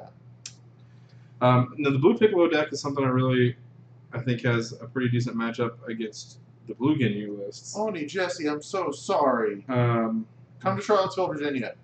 The orange Ginyu lists are still very strong against the blue Piccolo deck, as are the black Ginyu lists. Are we a bit quiet? Is that better? Sorry about that. Sorry. So yeah, I mean, as you see, Fluga, no one plays Ginyu there, and the reason is no one likes playing Ginyu. I don't know of anyone that's like, yes, I get to play Ginyu today. Yeah, I mean, That's because it was my baby from the get-go, Right. and then it wound up being completely busted because it's absurd. it was obviously busted. I think today is going to be the results. Then today are going to be one of those things where it's kind of obvious that he's just at a different point in the game than everyone else right now. Yeah. And the main problem with Ginyu moving forward is that there's no, unless you take action and make him, resolve it some other way. They just inadvertently nerfed him hard with the Goldo change. Yeah. And look, it did absolutely nothing. It did nothing at all. You just don't go get Goldo first, which you usually didn't do anyway. Right, yeah. Like, Good players. Exactly. I'm being aggressive. The Goldo change was significant. It just doesn't matter. Yeah, You got to play around it now. It just doesn't. It just didn't change anything. And as the game continues and as better and better and more, unless they intentionally never print good villain allies, you're gonna see him continue to be dominant. Well, and it's interesting if you take a look at the allies. If you take a look at the allies now and compare them side by side between hero and villain, hero allies have way more attacks. Yeah. The hero allies themselves are way better than the villain allies. Oh, yeah. It's just simply that that the Ginyu Force ally Ginyu is so good. You cannot print good villain attack allies right now. They just can't be done. He'd be too strong. They've kind of hemmed themselves into that corner where I don't know how they get out of it other than adding a hit, making him Goku for allies. I think making totally him Goku for allies is a balancing factor that would change that would not eliminate that deck as a viable deck because there's still the theme across the board. But I think also limiting him to Ginyu allies for his level 1 search also means that they can print allies as powerful as they want in the later things. Right. And his level 2 is still specific to Ginyu allies, but you can get any other ally. But so he's still even making good. it just Ginyu ally doesn't resolve the problem. That it's still just ridiculous card It's advantage. still absurd card advantage. Well, only 2 of them are attacks at that point, and you can't use Goldo. It's still absurd card advantage. There are only 2 attacks right now. That's true. 10 Ginyus in the top 16. I imagine. Nega, I think that Nega Matt, that is actually pretty close. I mean, basically a hit effect or make it Goku. It makes no sense. It really makes no sense that Goku's ability is hit and discard. Yeah, I mean, because they are full on analogous to one another, and obviously one is stronger. Goku's is just infinitely worse because it is a conditional effect. It doesn't make any sense. That's how I didn't design the game, and my opinion is not worth very much. But I'm anxious to see at the end of this regional season how many of the invites go to Ginyu players. Yeah. Because I think it's going to be an astonishing percentage of the invites that go out. And then, what do you do? At that point, what do you do? So it's going to be interesting to see how this all breaks out. Yeah, we see a lot of people agreeing you don't understand why Ginyu is not a hit effect. It doesn't make a lot of sense to me either. I don't ever see them banning the MP. I don't think That'd be terrible. They can't ban level 1 because they have 3 useless cards, but I think an errata is needed. Yeah. I think at this point, if they were willing to errata the Namekian Mastery, an errata on Ginyu is... The Namekian Mastery was busted, but it was only maybe slightly more busted than Ginyu in his current state. I mean, it's still really good. The Namekian Mastery? Like, the Namekian Mastery is still very good. But it was only as dominant as Ginyu ever was. I mean, I understand that the first 2 invites didn't go to Dragon Ball players, but we do also have a tournament where the majority of the top X players are one archetype. They certainly didn't go to Ginyu players, but I'd be willing to hang my hat on the fact that the vast majority of world invites will. Yeah, it's just interesting. And what's going to happen is the format's going to bastardize itself and become Ginyu's teching against Ginyu's. Well, I think what we're going to see is I think that right now it's too early to call for any action. I think it's reasonable. Hey, sure, yeah. We gotta wait to see. I think that at the end of the regional season, either before Worlds or after Worlds, we'll see some manner of change. Yeah. But I do also think that it's definitely something to keep on the radar. And I don't know. And I think going in, everybody hoped that it would be a different Right. situation and a different What's outcome interesting- with set 3 because the personalities seem very high impact. The decks that did well, the top two at Salem, Red TN, is weak to aggressive Ginyu strategies. I'm not going to make a wager about it. I'm just going to wait and see what the number is. As far as the actual percentage of them, we'll find out. But from what we've been told, the majority of the top, the majority, maybe vast majority is overstating, but greater than 50% of the end. I've heard. Well, no, I'm talking about today's. Oh, today. I'm saying basically what I've heard from Thomas, who's on the floor there, which he is basically, I believe, what he's heard from Ake and Richie is that the majority of the top tables Rainbow is orange, black, and blue Ginyu, and then there's some Piccolo and Namekian, and the orange garlic is doing well, and I think there's some the red garlic is doing well. There may be a black Krillin. And there's some black floating Krillins around doing well. So I don't know, we'll see. We'll cover any of these matches because it's all interesting. It's all DBZ, and we love this game. Yeah. So I don't. There's no need for action right now. Yeah. I mean, it is what it is at this point. We don't know what's right. coming. It's the format we have to play. I don't think Set 3 changed the game quite as much as everyone assumed it would. If you look at a lot of these Ginyu lists, they're maybe running a couple cards from Set 3. Probably Dig Your Grave and Pulverize if they're opting to run Pulverize. And then the blue decks probably are playing Blue Rejection and Blue Double Blast. The orange decks probably aren't playing many cards at all, maybe Dig and Pulverize, and the same for black. So the more things change, the more they stay the same. Black Krillin decks are playing almost no Set 3 cards. They're going to play Pulverize maybe, and Kami.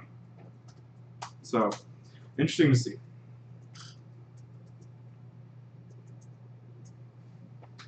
Yeah, it's going to be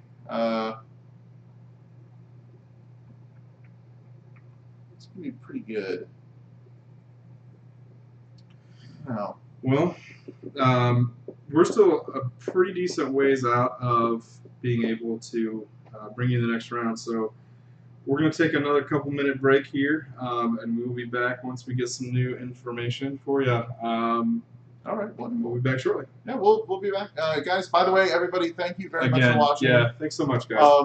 134 people still here. Y'all really support appreciate is, yeah, it's incredible. So thank you very much. We'll be back and we'll return with, I guess it's the final round of Swiss, correct? We're going into round 7 or 8? We're going into round 8. Round 8, yeah. Someone said there's an orange nail that's 7-0. If there's an orange nail at 7-0, I want That's that thing great on news. stream. Yeah, that would be news awesome to us. We've got people on the con floor, and we've been in contact with Ake and Richie, and we haven't heard anything about an orange nail Okay. at 7-0. That's great. All right, so I did ask, by the way, about the possibility of getting some of those attack tables to give away, and I think that they are exclusive to they're qualifiers. Qualifiers. So make sure that you guys hit those qualifiers up because that's an excellent way to get them. And showing support for the game, supporting Panini through the game is basically the way that we're able to keep doing this. So yeah. Awesome. Thank you guys. We'll be back in just a little bit with coverage of round 8. Yeah. Thanks so much. Be back.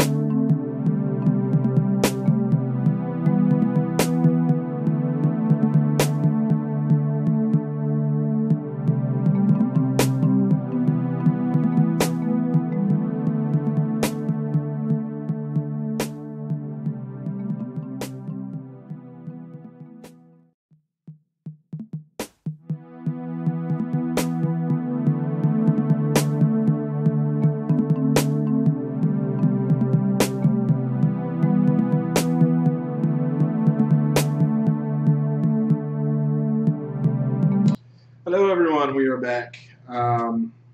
Thanks so much for waiting out the break.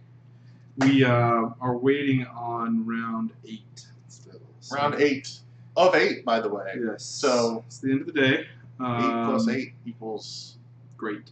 Yeah. A great 8. You so just we're gonna GR the number 8. I almost said the letter 8, which isn't real. No. Don't. So let's talk about some things that we expected to see and aren't. Even down to like single card discussions. Let's talk about cards we expected to see some of today, but just aren't appearing. We talked a little bit about dig and pulverize. Let's stay away from those. We saw actually both those cards in both decks in the last match. They were both trying to be very aggressive. So we've seen some of those. Anything stand out to you that you were expecting and haven't seen? As far as cards that I was expecting to see more of, honestly, I was really expecting to see a Turles deck maybe do better today. Yeah. Just because it's good at being aggressive, but I think that ultimately what it boils down to is that it's just not as good at being aggressive as a Ginyu deck. I'm glad we got to see a Garlic deck. The Chipmunk just did bring up Garlic and Slug. Slug I've not been super impressed with I think Slug is very, very strong. But Garlic is he's my favorite right now. I think Slug's strong. We've not seen any. I've not even heard of a Slug deck doing well today. Yeah, I don't know that one has. You know, a single card I can't. We saw one round 1. Literally, we've seen one of these today. Was Wallbreaker. Wallbreaker. No, we saw some Wallbreakers. They were there were 2 Wallbreakers that were in the. Oh my gosh! It was black something because I remember the Black Mastery got rid of them. I don't know. It was one of the black matchups that we saw earlier today. Black Mastery man, discard it. Yeah. They got rid of. The guy discarded both of them at the very first. Okay. So we've seen very few. I can't think of many decks playing Wallbreaker today. Yeah. So if that's the case, the Red Garlic's in a great spot if it can dodge the bad blue matchup. Yeah, I mean the blue Ginyu matchup is extremely rough for the Garlic decks just because it's really good at suppressing your anger. Right. Even absent Wallbreaker, it's just really, really, really good. It's not right. Well, you've got Head Knock, you've got all your other ways of diddling it. Blue Arm Blast, Blue Double Blast now is insane. Yeah. Blue Rejection is very good at Overtanger 1. And those have a pretty good chance of critting as well, so there's potential for another ability to lower anger.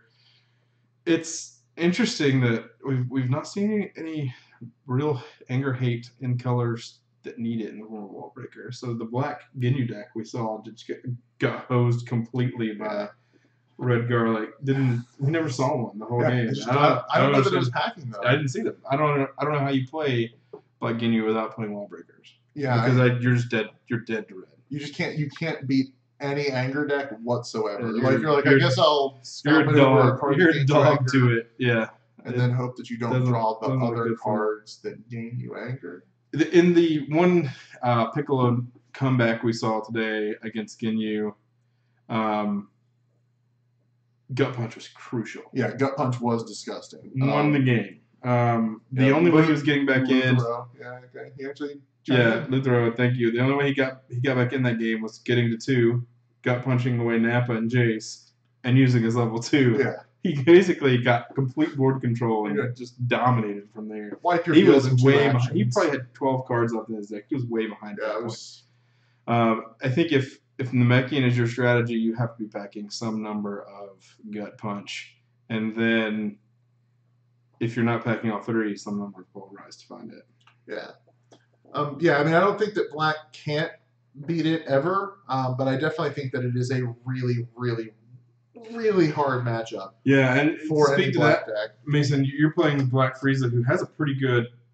He's going to be able to crit anger a lot. Yeah, because he's level 2. Were you using the Comic-Con Frieza? I'm sure there'd be no reason to use the regular. Yeah, I mean, I think the regular one's just significantly worse, especially in black. So yeah, it's. Even with consistent crits in the style, it's really hard to win. Yeah. All right, so guys, I have news regarding our round 8 matchup. We're gonna see some really exciting Ginyu action. Ginyu is involved in this matchup. And it's not because we didn't try. It's because he's involved in all the matches. And it's the top of the tables. And sadly enough, it's not that there's a Ginyu ally in the deck. Yeah. It's that Ginyu is the main. Ginyu's all over. We've got Brian Valdez versus Cody Miller. We'll see shortly here. Oh man! What we're gonna see? Some beautiful blue chairs there at the con. Look at that. Those are like camping chairs, aren't they? Similar. They look similar. like they're cloth. Yep. Are they cloth? They may be. Somebody at the convention center, go verify Can you for me confirm how or not? comfortable those chairs are. If they are cloth. I actually had to switch out. I was in a wooden chair up until this point. I had to go get a computer chair because this was just not doable for me. I mean, I'm pretty excited about Valdez being on there. We don't. We've got I Orange Ginyu versus Valdez on Orange Ginyu. Yeah. Cody Miller will be coming shortly, and we'll know the. This is also, I believe, a win and in match. Valdez just lost to Sean Heinman last round. Sean was previously featured on one of our matches. So basically, what we're looking at here is A win and in. yeah, win and Both in. players. So one of these people is going to be These X1s or X2s? I believe that they're X2. Okay, so potentially they're not a lock. They will be. Most X2s will win. Yeah. Cody is on. Cody's on Black Ginyu, so it's. So we're going to see this Ginyu. super exciting Black Ginyu versus Orange Ginyu mirror or So here matchup. we go. It actually is a kind of an interesting matchup. Black Ginyu, with the right opening hand, can just neuter the orange Right. one. Orange Ginyu can essentially not be in the game. We Yeah. seem to have lost our And I think we've just lost our stream. feed. We're going to work on getting that back. Give us just a Bear minute with here, me one moment. and we'll be right.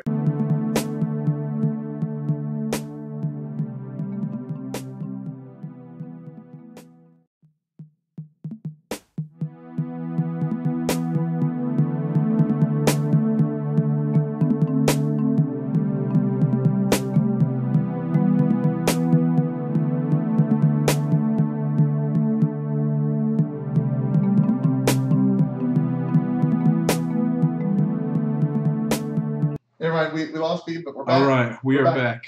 back. Sorry about that hiccup. Alrighty. Woo. No, I didn't turn invisible. That was just an empty chair. Settling in for some hot Ginyu on Ginyu action. I'm excited about it, frankly. Yeah, it's gonna be great. These are both good players, so Right. we could. I mean, I think we're going to get a good match out of it.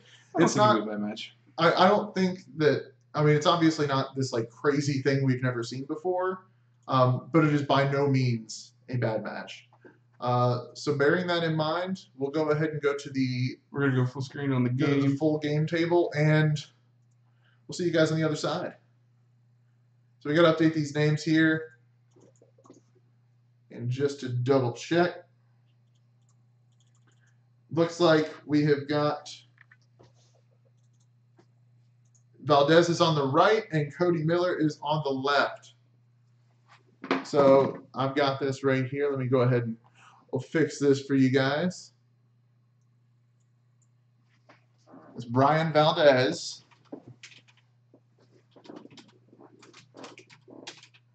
VALDZ. I've used the keyboard before. We're guys. working on I this. promise. All right, and then we just go to save. And then this is Cody Miller, CODY.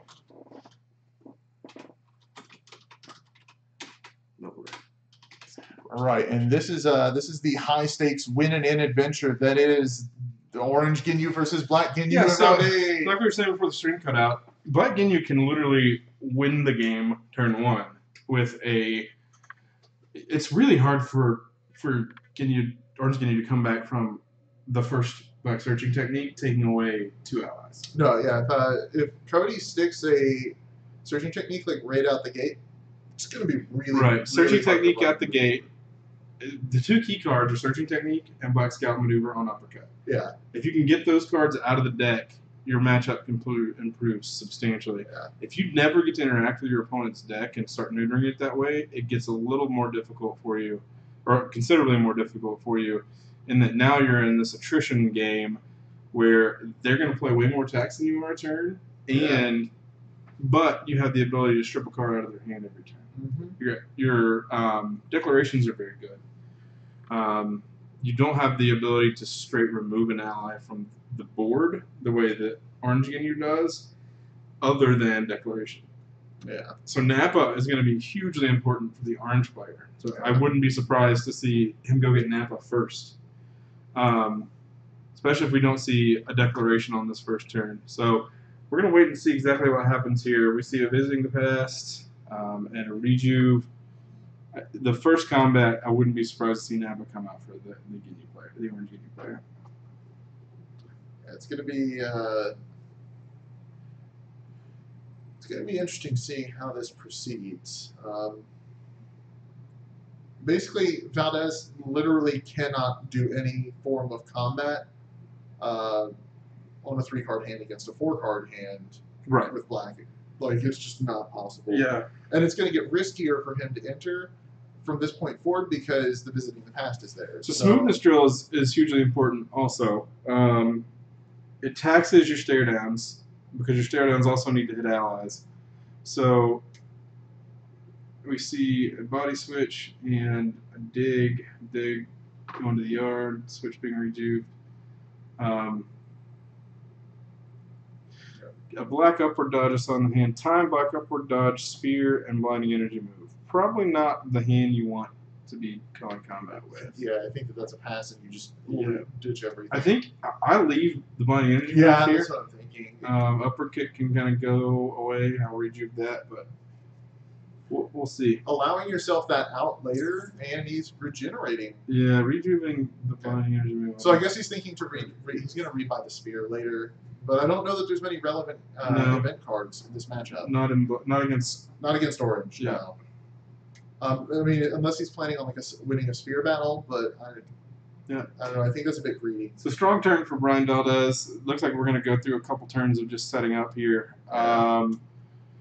He goes ahead and grabs a block drill and Jace. Reduce a PowerPoint. That's a pretty good draw. So we see a second blinding energy move. The second blinding energy move come into the hand of Cody Miller. You obviously don't want blinding energy move on the same turn you want to play your time.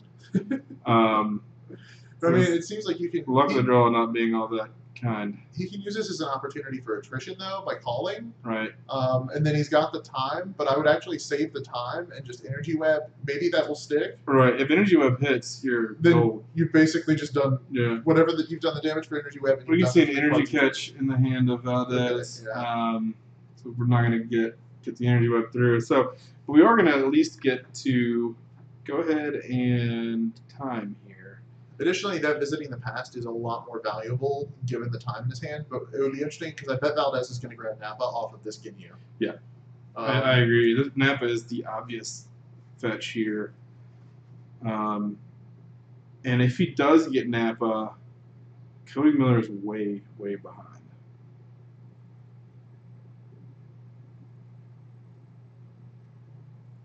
I actually don't like using your time here. I would just eat this attack and blinding energy move and move on. Yeah. But we're seeing a birder fetch. I don't personally agree with that. I don't think you win the game that way. I think you win the game by locking them out of the cards that matter, which are mostly setups. We do see the time. So we're gonna play the time and keep. Ooh, Spear. Spear's good in most places, folks. Card is still such a blowout. He didn't mill for the Spear. He did. Oh, he did? Yeah. Okay, I know it was the defensive burst. Yeah. So now we play the blinding energy move because we have to. Yeah. Or maybe not. Or he uses his power.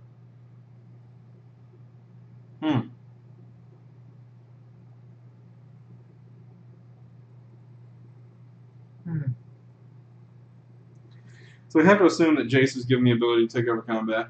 So we're going to see Jace another energy attack. crack back for 6. And 2 stages. And 2 stages since he got Birder. Man. It's an interesting line of play, but I mean...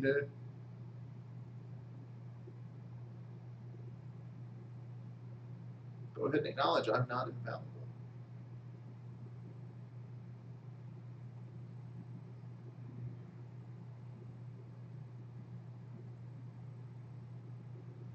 Goldo's in the yard. Saw an uppercut go by there. Take a stage. We're going to see a Jace here, I'm almost certain.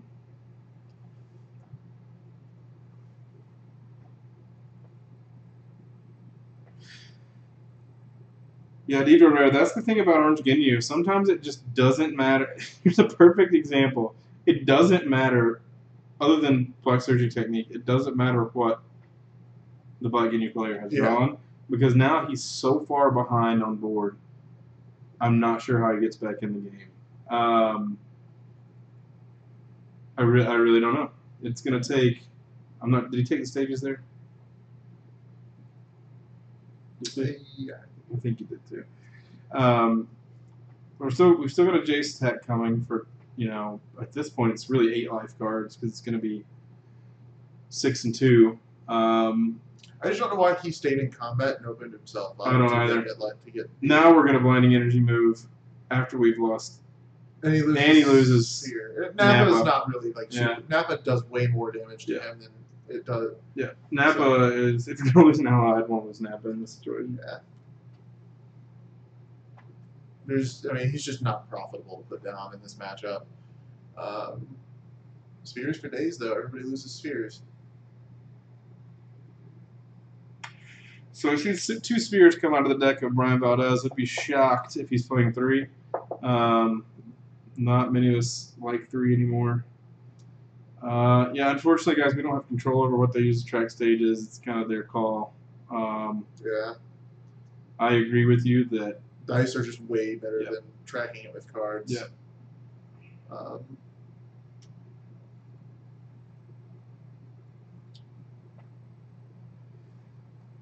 I'm interested to see how the Black Ginyu player tries to go about getting back in this game. I'm not sure, especially given the hand we just saw, which is disgusting. This big, overpowering attack. Oh my gosh. I'm pretty sure the game ends right now. If he had an uppercut, which I think he may have. Because he can call, but then he can also... He can get back Blinding Energy. He can get back time as well. Has he got time in there still? Yeah, because he timed and then it got sphered, and he's going to crack it and grab time right now. Okay. Yeah. So that's a saving grace here. And now we find out if there's a 3rd sphere. Yeah. Oh, man.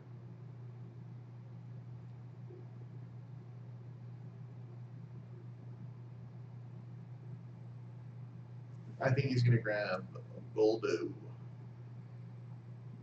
You want Nappa still. You want Nappa in play soon. Yeah. There's not much to be gained by going Goldo here. I guess you are at 0. So yeah, maybe Goldo's in the yard actually. Okay. Goldo's in the bin. So there's no advantage getting a Raccoon at all. We may be seeing a Blitz without Nappa. Nope, there he is. Okay, good. I was about to say, I think it would be a huge mistake to play Ginyu without an ability to interact, like without Nappa. Like,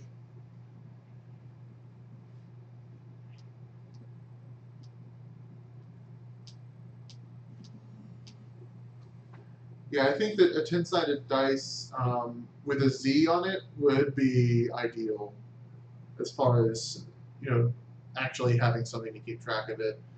It's just a cleaner standard. It's less easy to manipulate, and it is a specific number on there, as opposed to setting a card on top of another card. Right. So let's go back to his decision not to get Nappa first turn and get the birder. He gained like 3 or 4 life cards of damage and a little bit of stage loss, but it cost him. It cost him this entire turn where he had a ridiculously good hand And of uppercut. He had uppercut, dig, and overpowering attack. Yeah. The game is over at the turn. yeah, no. If he had gotten Nappa and shut off visiting the past previously, Right. That time would have not been Right. a factor. He just could The have game ends. opened with I Dig really the think Grave. he wins the turn. He may win the game this turn. If not, he puts it so far out of reach that there's no getting it back in it. But of course, the time's floating now, so it's just Right. All these great cards in your hand are completely dead. basically his whole game plan right now is to just stack his hand and set up for another combat. I mean, that's really all he has to do. He can basically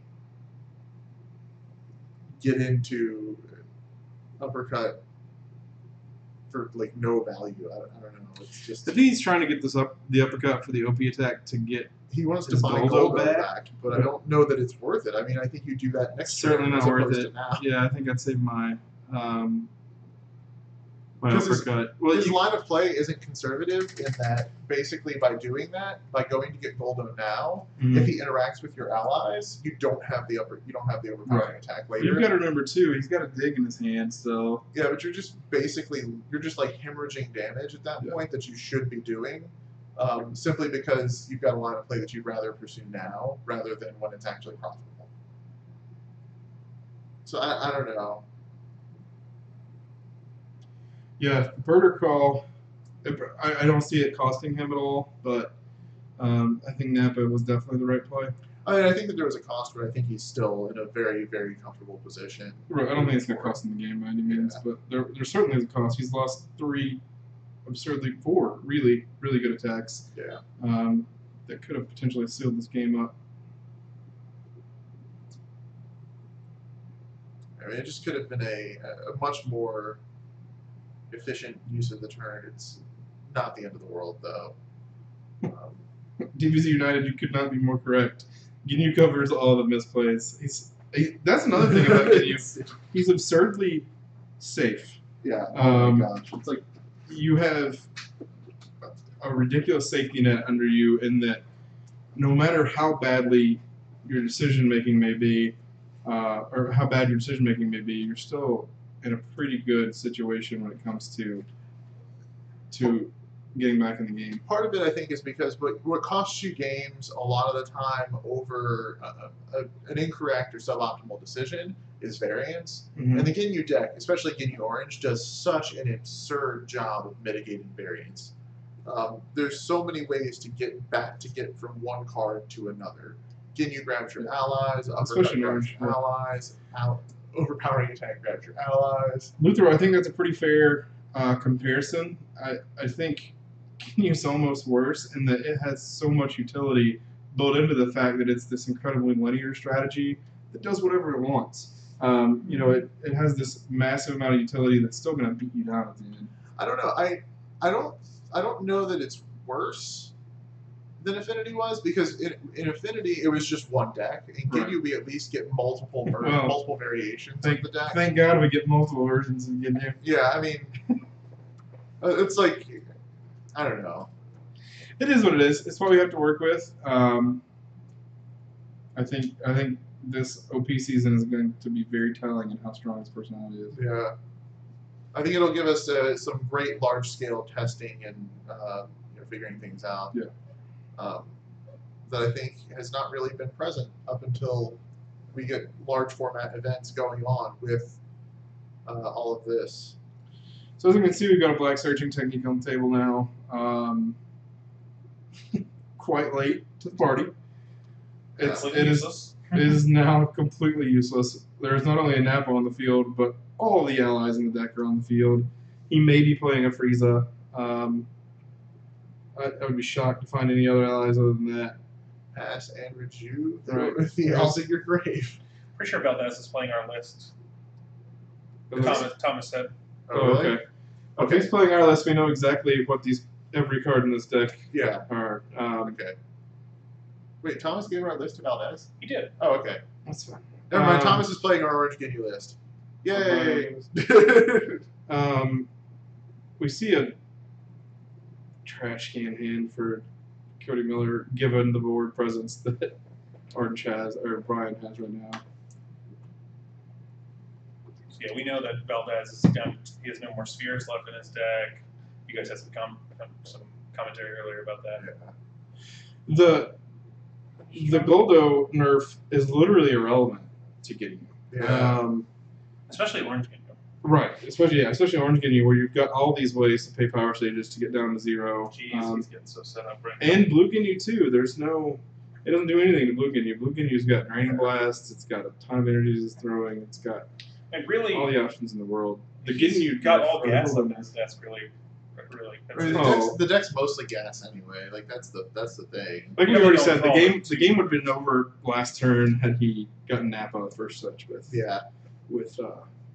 Guinea. Yes, and it's not. The thing is, it's not as though there was imperfect information about that. It was like all of that was. We all make mistakes. Yeah, I mean it all. This is round 8 of a very long tournament. Yeah.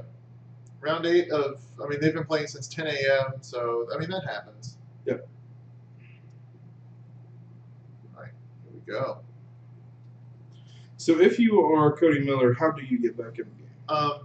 Not with a dev blow, a finger block, and a defensive burst. Yeah, I don't know if that's. I don't know that those are any cards that you want to be doing right now. Not any one of them. I think you rejuvenate maybe the dev blow, but yeah, that was not a great.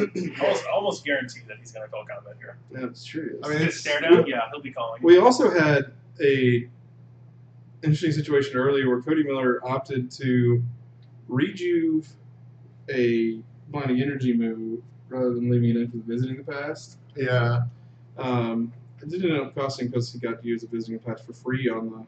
Well, and he saw the Blinding Energy, another on Blinding the Energy move. right, later. yeah, on the time. So Cody's just been out tempoed this whole game. Wall breaker. Ooh, this is. Maybe we see a wall breaker. One of the few we've seen today. Is that a Sagacious Strike as well? Yes. Yeah. So Sagacious Strike is nice. Doesn't matter. So finger block. Gotta stare down. He probably takes swipe here. I'm still unclear on what finger block buys him in this against this. Yeah, I'm not sure why we're holding on to finger block like it's a raft. Because it's not as though the stages. I don't know. I think you take the energy block and just let him eat your energy attacks this whole. I don't think there's anything he can do. He's really thinking about Sagacious Strike, but he's got an overpowering attack in his hand. I mean, you don't care about Sagacious Strike. You know you have the overpowering attack. So right now, he cannot use Declaration, so he can't get rid of Goldo or the drills. So he has to throw only his 3rd energy attack will hit. No, Cody's. Correct. Yeah, but I'm saying Valdez needs to take his. Valdez has the game in his hand right now. Right. He can take this energy block and win the game. Like he doesn't care about Sagacious Strike. He doesn't care about Wall Breaker. He doesn't care about the physical attack block. Like literally, the only relevant card in Cody's hand is the energy block, and that can be taken care of. Yeah. That's the only option. Cody really doesn't have a way back in this game. The good news for him is his Sagacious Strike's the thing to get through, so he's got that going for him. Yeah. I mean, because he's gonna have to make it do no damage. He has to make it do no damage. Right. Yeah. But he's gonna at least get rid of it anyway. Temporarily.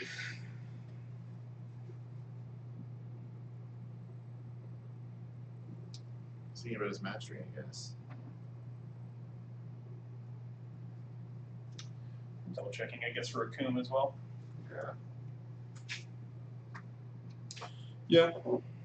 I don't know what physical attacks he's going to have in the deck if he's playing our list. Well, Raccoon's definitely Our going to. deck is actually physical. Raccoon's definitely going to come across here with a physical attack. So he's going to get at least play the figure block. It's not really going to matter very much.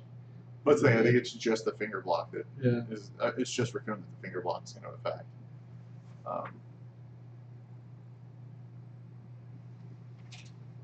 Yeah, this is a rough spot. Cody knows what's going on. He just doesn't want to admit it yet. Sure. This is your winning end. I totally get being unwilling to surrender it, but... Yeah, I mean, both of these players are presently on the bubble, and it looks like one of them is about to pop. Yeah, it's done. It's unfortunate. Yeah, I mean it's because it's just rough variants and it's good positive. It's But good that's what variance this for your opponent. this specific version of Orange Gate. If this is our list, which we're hearing it is, this specific version is so aggressive, and so trimmed down to only playing cards that matter. It's once it gets out ahead like this, it's pretty hard to come back.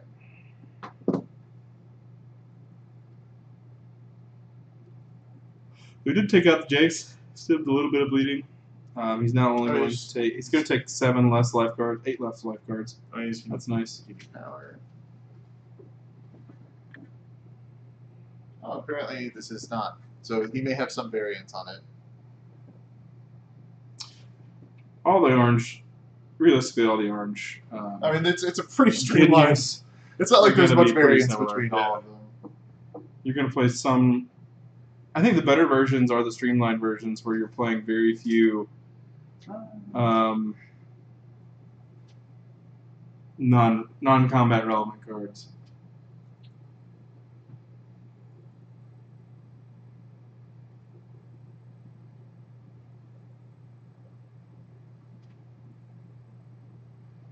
So we see finger block and a wall breaker. Wall breaker is irrelevant. Finger block will block Raccoon. I feel like you don't even use Raccoon's power if you know he's going to finger block it. Yeah. Like, why give him the stages? Well, at least he's not going to use this mastery. I mean, yeah. But stages don't matter.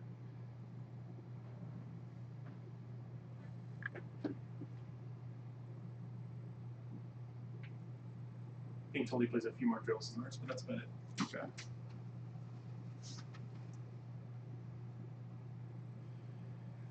Yep. I mean, this is the Ginyu game plan.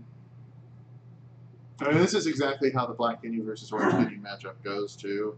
Unless Black gets up early. If Black gets an early searching technique, it's pretty. Well, that's the thing. Like, basically, Black Ginyu has really the first 3 turns to jinx. You owe me up here. Yeah, without an early searching technique or an early BSM helps too, getting rid of those uppercuts. Yeah. But it really, you're hinging your hopes on a early searching technique. Your whole game plan is to eliminate the chain. What's interesting about DBZ too is because of the way the draw structure works, drawing cards for your turn works. Where in other games, having a singleton silver bullet in your deck for an opposing deck is actually a pretty reasonable chance of getting it early. Here, you're only drawing 3 cards, so your odds of drawing one of those 3 are not great. We saw that in play here. He drew the searching technique like turn 4. Yeah, I don't think I could ever bring myself to Mize a searching technique. And I am I'm pretty confident this is our list. It's not. Josh just told me what list he compared with his, and his list is not even our list. He doesn't play possession drill or anything.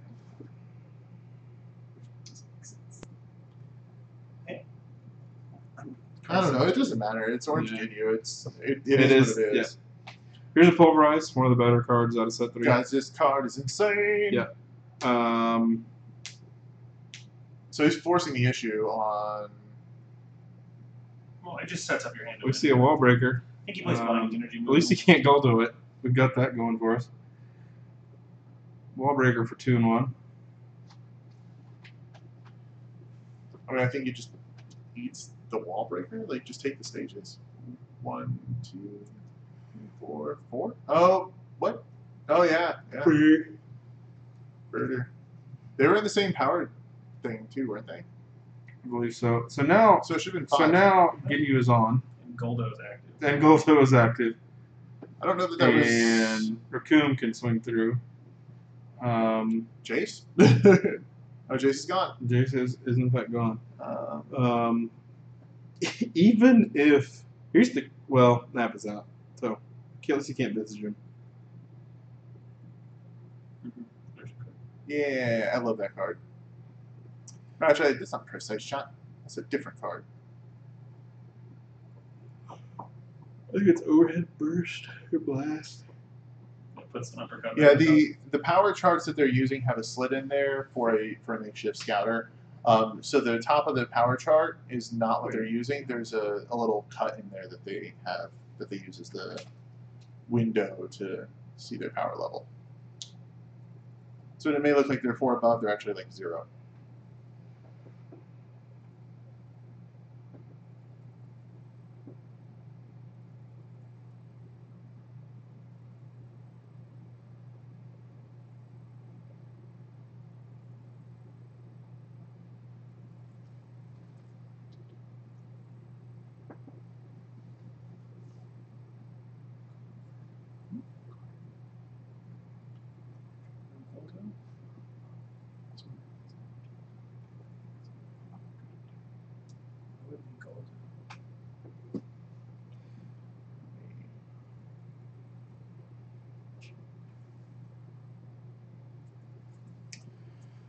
So we've got the game kind of developing on.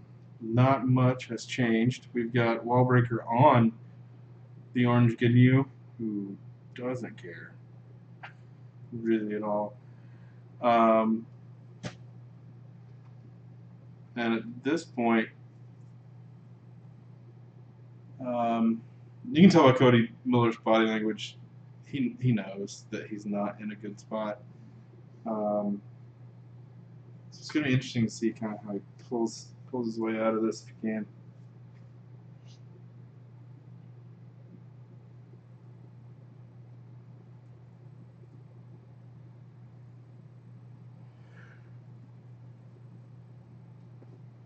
So, Stream, what are your thoughts on all the Ginyu we've seen today? Is this what you expected going into the tournament? Are you surprised? Kind of what do you see moving forward into the next, obviously tomorrow's not done yet, but what do you foresee moving forward into the next set of regionals, and do you expect to see Ginyu continuing to be this dominant?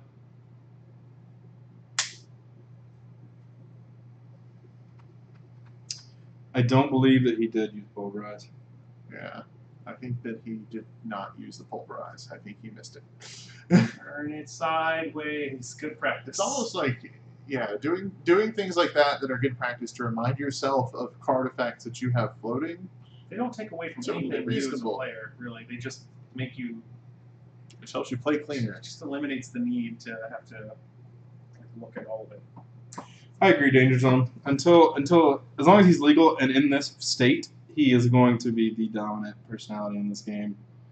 He's really good. They've obviously tried to print hate. Yeah, I mean, they printed Isolation, they printed whole main Nappa, personality. they printed they printed a bunch of cards that kill allies, they printed a freestyle card that kills allies. Yeah. They're doing. I'm interested to see if they address it after this, or if it needs to be addressed after this OP season. I mean, after the OP season, I would say if by the time we get to Worlds, if it really is that Ginyu is still the deck that's just carrying everybody into Worlds, we may need to look at it and say, hey. But basically, the fact that he's always going to be able to grab the best villain allies no matter what, is a huge deal. Well, it's also really, we discussed it briefly, but it's also really frustrating that they can't print any good villain allies with attacks Because of this card. Yeah, like they can't do it. And even good villain allies, period, There's Frieza right there. are interesting. Yeah, distracting beam, very strong. Getting back that orange uppercut back on top was huge. Yeah. Sets up a lot of good combats. Uppercut into distracting beam into uppercut. Uppercut's banished after use. It is. He may have had an uppercut Okay. damage or something. I hope that I hope that's what happened, and not that it was one that you went uppercut, distracting beam, That's fun. uppercut again.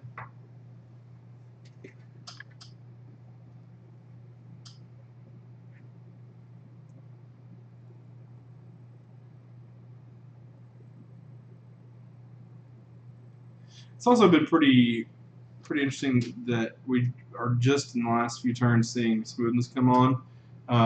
Smoothness is huge. It changes the whole pace of this game. Smoothness is the best card in the game by a margin that is not fair. It's In my It's opinion, very high impact. Like it is the it impact completely changes that how you play. the whole game. The whole game shifts on its head with a smoothness drill. Had he gotten a smoothness drill earlier, this board state could not have reached this point. So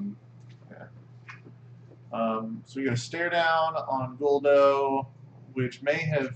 He looks like he's got a block. He has an interceptor barrage and an overpowering attack in his hand. I think his plan is probably overpowering attack just to try and lull it out. Yeah. So Negamat, Negamat, you bring up an interesting point, and we've discussed this amongst ourselves quite a bit. What do you feel are tech cards for Ginyu? So effective tech cards. They've printed cards that were meant to be effective, like Isolation and Nappa, and any of a number of things that should be effective. Gut Punch is really the first card I've seen that I think is really effective at dealing with Ginyu, the way Ginyu sets up his board. Isolation just doesn't, because they're going to get Nappa, and it doesn't do anything. Nappa MP is okay, but you're still only keeping parity with. At best, you're keeping parity with what the Ginyu player is doing. And if it's a blue Ginyu deck, like the ones we've You're seen today, not you're just keeping parity at all. You're just like, I'll kill your ally. Yeah. All right, I'll get it back. Well, Right. I will wait a turn and kill it again. Yeah. And you've got another ally. The as second well. they reach level 2, your power is blank. Yeah, like it's just not. So I totally understand what you're saying. I definitely think people should be teching for Ginyu. I think it's a lot harder than most people assume. I think that teching for Ginyu. He did just gain anger with a wall breaker on him, so that happened. that's real. Wallbreaker doesn't work anymore. Red Observation is a great card against Ginyu. Red Observation is a great card, period. It is limit 1 per deck. It is.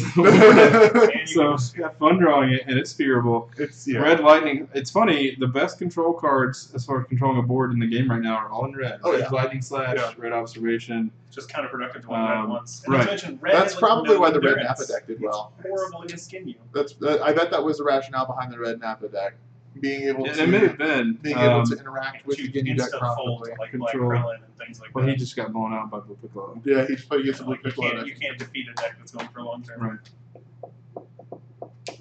Yeah, I think having multiple lines of play against Ginyu is important. Red definitely has a lot of interaction with it. So we just saw Black Dash just come rolling out of the deck. No, there's a freeze in play. Why does no one pay attention to their own cards? There we go. I Oh, think we're getting here we into go. this. Very nice. That's because we got people there that are watching them do things. So Black Dash would have been a big deal early on too. If you can Black Dash and steal your opponent's Jace, and Yep. get 2 of them, you're in a pretty good spot. That's just not how it went for Cody Miller. Again, it comes down to Black needing to get its answer cards very early versus Orange having the ability of you see what's on. Most of what Orange does is setting itself up. That's the whole, like, Orange just plays a regular aggressive game the whole time, grabbing cards from its deck and setting it up. I'm actually kind of bummed that we didn't get a Black Krillin on the stream today, but if your friend is 8-0, we will likely get him on tomorrow. That's so. great. I love hearing that there's an 8-0 Black Krillin. Black Krillin, that's one of my favorite decks in the format. Mine too. It is my favorite deck in the format. Really, but I really love- solid against Ginyu as well. Doesn't surprise me at all. I don't think it's the best deck in the format, but I think it's a great deck. Yep. I'm not surprised by that. It has a pretty solid matchup against most Ginyu variants. It has a great matchup against everything. Yeah, it's pretty solid across the board. Black Krillin has a good matchup against early. I think Orange Ginyu's upside variance is so high. It's so hard to justify playing anything with that. A lot of times. A ridiculous draw from Orange Ginyu is infinitely better than a ridiculous draw from any other deck in the game right now. Yeah. Mainly because Orange can literally call combat on its first 3 cards on the play and go in and be like, oh, I guess I have 7 attacks this turn. Also, apparently there's a blue Wheelo at 7-1. That's fantastic. That's awesome. I hope that we What get a about more red? diverse top 16. I hope so too. I hope I'm 100% wrong and there's only like 3 Ginyus in the top That would 16. make my day.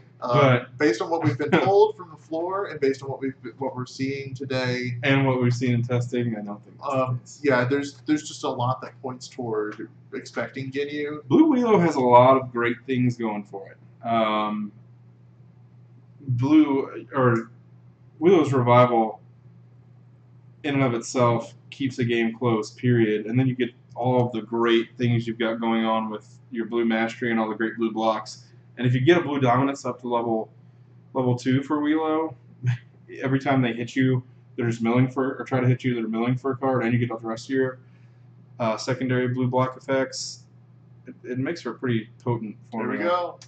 That was it. Yeah. As you can see, Orange Ginyu takes it down against Black. Cody Miller Did you speeds see it up. the Brian Valdez. early Black surging technique and led to a pretty dominant game. Yeah, I mean that's Orange Ginyu versus Black Ginyu now. I think set 1 there was a distinct advantage there for them when they tried to go for most powerful victory, but that's not what he was going for today. Mm-hmm.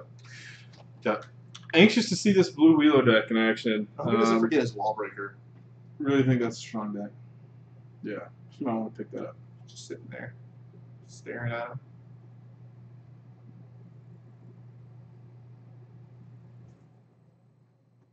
I don't know what it was. I don't know what it said. I believe we were trying to be communicated with. But It's like we're spirits, and we're like, talk to the spirits. Write it down. If you feel wind on the back of your neck. got his Wallbreaker. So Okay, good. That's a win. All's good. He does have a sick mat. Yeah, it's a. Valdez was going to be 7-1 at the end of Swiss. That was X1. Those were X1s? Yeah, Valdez lost last round. we're gonna get as much information as we can about top 16. Oh, did he lose a game before this? I don't know. I was only told that he was. Yeah, I believe these were X2s on the bubble. Yeah, both of them were X2 on the bubble. So Valdez maybe in. Cody is all out. but certainly out. Yeah, Cody's definitely out. Definitely, yeah. Because I guarantee that there's an X2 and 1.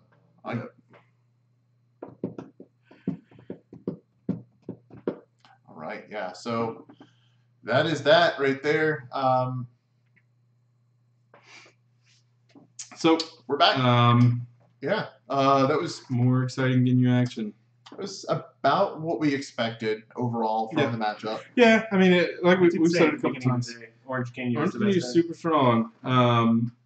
We do have a Black Krillin reportedly at 8-0 with a Blue Willow at 7-1. Those are incredibly strong showings as well. But I think running the numbers, I think obviously Black Ginyu or Ginyu as a personality had the highest numbers in the tournament. Yeah, I think sure. by far. By a huge margin. I'm anxious to see how many of those, what its percentage of entry into the top 8. Or top So 16. I can go ahead and break it down for you guys real quick. Here's the meta breakdown for the tournament. We had 12 Saiyan decks showing up, 24 orange decks, probably all Orange Ginyu. Namekian 29, red decks 30, blue decks 57, and black decks 59. So more black decks than blue decks. Yeah. So black and blue accounted for half the meta. like half the meta today, which is So we had a good sense, matchup against those, which honestly blue or Orange Ginyu does, and so does Black Ginyu, and so does Blue Ginyu, and you probably did pretty well. And then Namekian that's Black Krillin. Black Krillin carries a pretty good matchup against. I would say 55% of the time I beat Krillin, Black Krillin, it was Orange Ginyu. I think it's favorable in Orange Ginyu, but it's not. It's one of the matchups you have to take. It's going to be very draw dependent, incredibly draw dependent. Same thing as with. Here's the thing about Black Krillin versus any Ginyu variant. It's the exact same thing we just saw in that matchup. If they get an early searching technique, it's brutal against Ginyu. Plus, you've got to deal with Destructo Discs and level 1 Krillin power, which will just completely take you out of the game sometimes. Makes a huge difference. Krillin's got a lot of great things going for him in black. So, Patrick, can I get those count? Can I get that count again? I'm going to put it in chat. It's on the Panini website. Okay. It was updated at 12:30 by 8. Now I just have to navigate this WordPress site. Should be pretty easy. Okay, I found it. So yeah, 12 Saiyan, 24 orange, 29 Namekian, 30 red, 57 blue, 59 black. This is approximate, so this may not be final, but there we go. I'll tell you what's funny is I think in order of, well, interesting. I find it interesting we had more red decks than Namekian decks. I'm Well, not- brave souls. You're not wrong. I'm 12 not people who surprised to guaranteed see so wasting their few. money. Those So few 12 Saiyan Saiyan, and orange decks. those 12 Saiyan decks, apparently they'd all dropped by the end of round 4. Here's the end round. 12 true warriors. Yeah, you're not wrong. I think well there is a red garlic in here that is still doing pretty well from what I understand. Right. Um, Combat Mandan just on point with this orange nail troll. I'm impressed with it actually. I don't know. Apparently there is an orange nail doing well, right? I don't think so. I know. I think that's all been that's what I've heard. the trolliest of trolling. He's been trolling all day. He's a professional. I would be surprised if there's a. I heard At one point I heard he was 7-0, which I find. There's an difficult to orange play. nail that's 9-0. Yeah, I right heard now. that. It's Yeah, 9-0. he won an extra round. He did. Yeah, I think you're Saying right. is just fine, Panini. You're right. Eddie B336, you were absolutely right. But they got Backbreaker. It does a whole stage. They have Mean Ace. Yeah, It does. Did you guys hear me say Menace weird? Why is said Backbreaker Menace. villains only? Let's talk about that. Because when a hero breaks someone's back, Yeah, so they got Backbreaker. Backbreaker at Villains only makes no sense to begin with, but then you give it something like Prep Ball as the offsetting factor against Backbreaker, and it's hilarious. Yeah. Villains as a whole got so much out of. I'm still confused about why they made a villains only set when the best personality by far Is a villain, yeah. But And then Sagacious Strike, villain only. That card is absurd. yeah, well, I don't know. I don't. I understand that previously villains didn't really have a great answer to Wallbreaker, Yeah. but Other than being Ginyu and hitting you like a truck. yeah. I think that card was printed almost specifically for Vegeta, and So the Vegeta could I wonder how many actually- Vegetas are there today. I'm guessing not many. No, half of the blue decks are Vegeta. I believe it. They're Vegeta blue. So I don't know. We will get an actual breakdown of what has made it through. We're actually gonna need to wait for those results. In the meantime, what are you guys' predictions? Top 16. Drop it in. Let me see what your numbers are. 15 Ginyus and a black Krillin, apparently. I really do think it's going to be 10 Ginyus, 10 Ginyus, something like 3 Namekian decks, and then 3 oddballs. I'm saying Ball 7 or 8 Ginyu, so around 50%. 50% of the field. I'm saying 1 red garlic, Yeah, 1 blue Relo, 1 Black Krillin, black, 2 black Krillins, and then some number of Namekian. and then some number of Piccolo Namekian. Oh, absolutely, all big 3 top 16. They're still the best decks by You're just yeah. a margin that's not even funny. Yeah, if you're not playing one of those 3 decks, then you Well, should. I think the blue Relo deck, I'm really interested to see it. Did it just get good matchups, though? That's the question. I think the attacker on Sagacious Strike is a mind-controlled Goku, though. I don't know, actually. Is it? I don't When think has it that is. mattered in this game? I don't know. I think it was just. I think you might be I think there overthinking it. were- I think they were all like, "That's some cool art." Yeah, I think there's a bunch of cards that are featuring the wrong faction art. I also find it really funny the way they do colors. You put a blue background and see it's now a blue card. I think that's if it's got a green and Tint. purple tint to it. Yeah, Namekian. we got it. That's a Namekian attack. Love it. My favorite thing about visiting the past is that it is Trunks grabbing a soda from the refrigerator. Yeah, Like he's like, "I need this soda." And it's like, I need this soda in the did they have soda? I In think the it's level past? 2 trunks. If you put level 2 trunks and visiting the past right beside each other, it looks like they're looking over their shoulder at each other. Wistfully. Yeah, what's Oh, like that's nice. it's like self-erotica. 7 Ginyu, 1 Wheelo, 2 Garlic Jr., 1 Slug, and 4 Piccolo. That's your prediction. I think that's pretty All fair. right, that seems A reasonable. slug? I don't know if the slug will make it in. I I would. think that may be a couple too many Piccolos. I'll take that, and I'll flip a Slug. I'll trade you 1 Slug for a Acrylic. Krillin, for a black Krillin, and we are talking. Now you're cooking with. Now you're anointing your weapons with wizard oil before you raid Molten Core. Yeah, exactly. Ricken Style is right. Focus Assault has Vegeta on it. It's totally true. pumping all the energy on a heroes only card. Vegeta's kind of a hero at that point. Well, not in this game. He's all besties when they're fighting Frieza. It's going to be interesting to see what actually makes it in this top 16. 7 orange nail. Okay. I think we can all agree that while we are somewhat disappointed with the dominance of Ginyu, we all saw it coming. We did all see the Ginyu coming, but what we really want, Blue Betrayal is not. Yeah, no, it's. Yeah, Blue Betrayal. Yeah, no, it's true. Blue Betrayal it's an obscene act, and I can't believe that they would put that on a. Are we really getting a new Blue Betrayal art? Is that coming out soon? That thing? No, I don't think we're actually. I think he's saying, wait, maybe. Are we getting Blue Betrayal? No, wait, there's a promo? promo. There's a promo. Nice. The promo is from 5. So you have 5 Ginyu, 3 Piccolo. How can you not appreciate the current Blue Betrayal in all of its glory? A nail and 2 Nappa. If 2 Nappa make the top 16 of this tournament, Yeah, I'll eat my beard. I'm actually really It might excited even about Blue win. Betrayal. I'll eat Then my it's all beard. Ginyu. Okay, guys, if he actually had, if a Nappa, would you say if they make top 16 or if they win? If 2 Nappas make top 16, If 2 Nappas are in top 16, this man, look at him, will shave his beard some of it. and eat it. Yeah, I will. No, you said I will eat my beard. You Yeah, didn't say I will eat some. He didn't say I would eat my entire beard. I didn't say I would eat my literal entire beard either. Okay, I so will clip off a large portion of my beard. you heard it here on Next Level Z. If 2 Nappas are in top 16 of the World's Qualifier at GenCon, Chad Pennell, aka Chorted of Next Level Z fame, will shave a portion of his beard off and eat it live on the stream before the first match tomorrow. I'm not guaranteeing that I can be here tomorrow, but He will record it and we will put it We will on make it happen. the video we'll make it happen. before the. It's not really going to happen, so don't No. worry about it.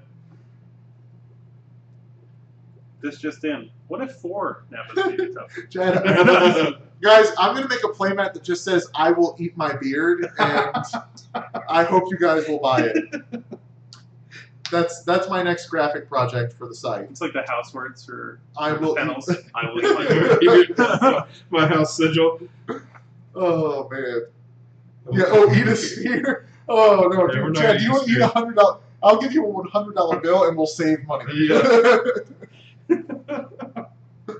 I don't want to You have see billings? your I'm pretty beard. sure I I'll will pull out. never watch this show again. Wigan King, guys, I'm not kidding. I'm gonna actually make this playmat design, and if there's enough interest, we will make it happen. Okay? Oh. Looks like we're about 15 minutes away from having all the information we need. All right. So We're gonna take a little break. Yeah. I'm gonna go think about eating my beard, and we'll be back shortly. Well, while we take this break, I'm gonna make a playmat that says "I will eat my beard." So that's what I'm gonna do. We'll be back. All right, guys. See you in a bit.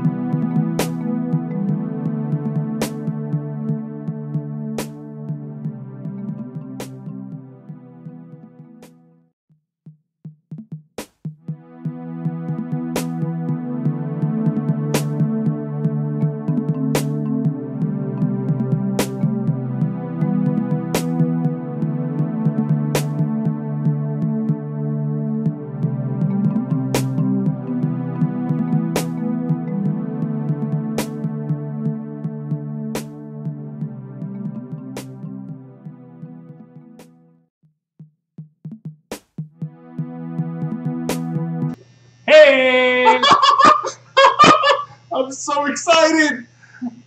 Okay, are you guys ready for this? Because we have the top 16.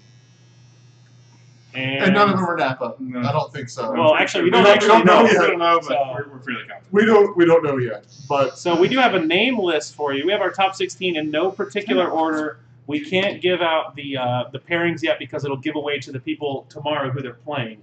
So in no particular order, David Penna, Andrew Keller, Dylan Warren, Jeff Mongan, Joseph Walter, Walter Elmer, that's convenient, Alec Rudin, Timothy Dennis, Jay Benna, Justin Roberts, Jarrett McBride, Brian Stackowitz, Philip McGrath, Sean Hyman, Arvel Rose, and Brandon Maupin. Congratulations, all 16. They made the top 16. Again, that was in no particular order. Right. So that is our top 16 for tomorrow morning, guys. We're going to be going live.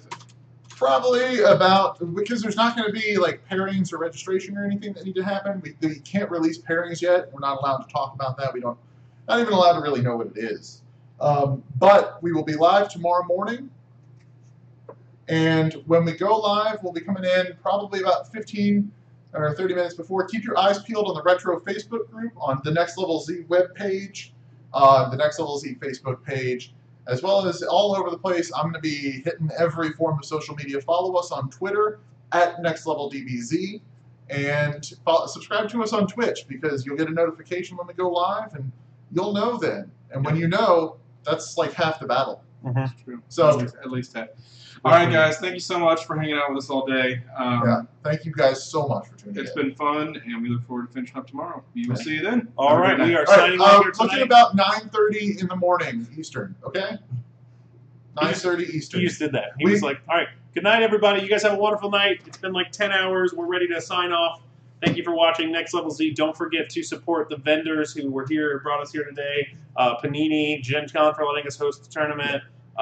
The End Game Center TheEndgames.co is their is website. their website. But they're the site of the August 8th regional next weekend. All right, everybody. I don't know why it's behind me. We will see We you don't tomorrow. have decks yet. We will tomorrow, guys. Yeah, we'll have decks for you guys tomorrow. We'll go live 30 minutes or so before. We've been asked by Panini to only share what we Yeah. shared and in no order. So, yeah. Thanks so much, and we will talk to you soon. Yep. All right, thank you.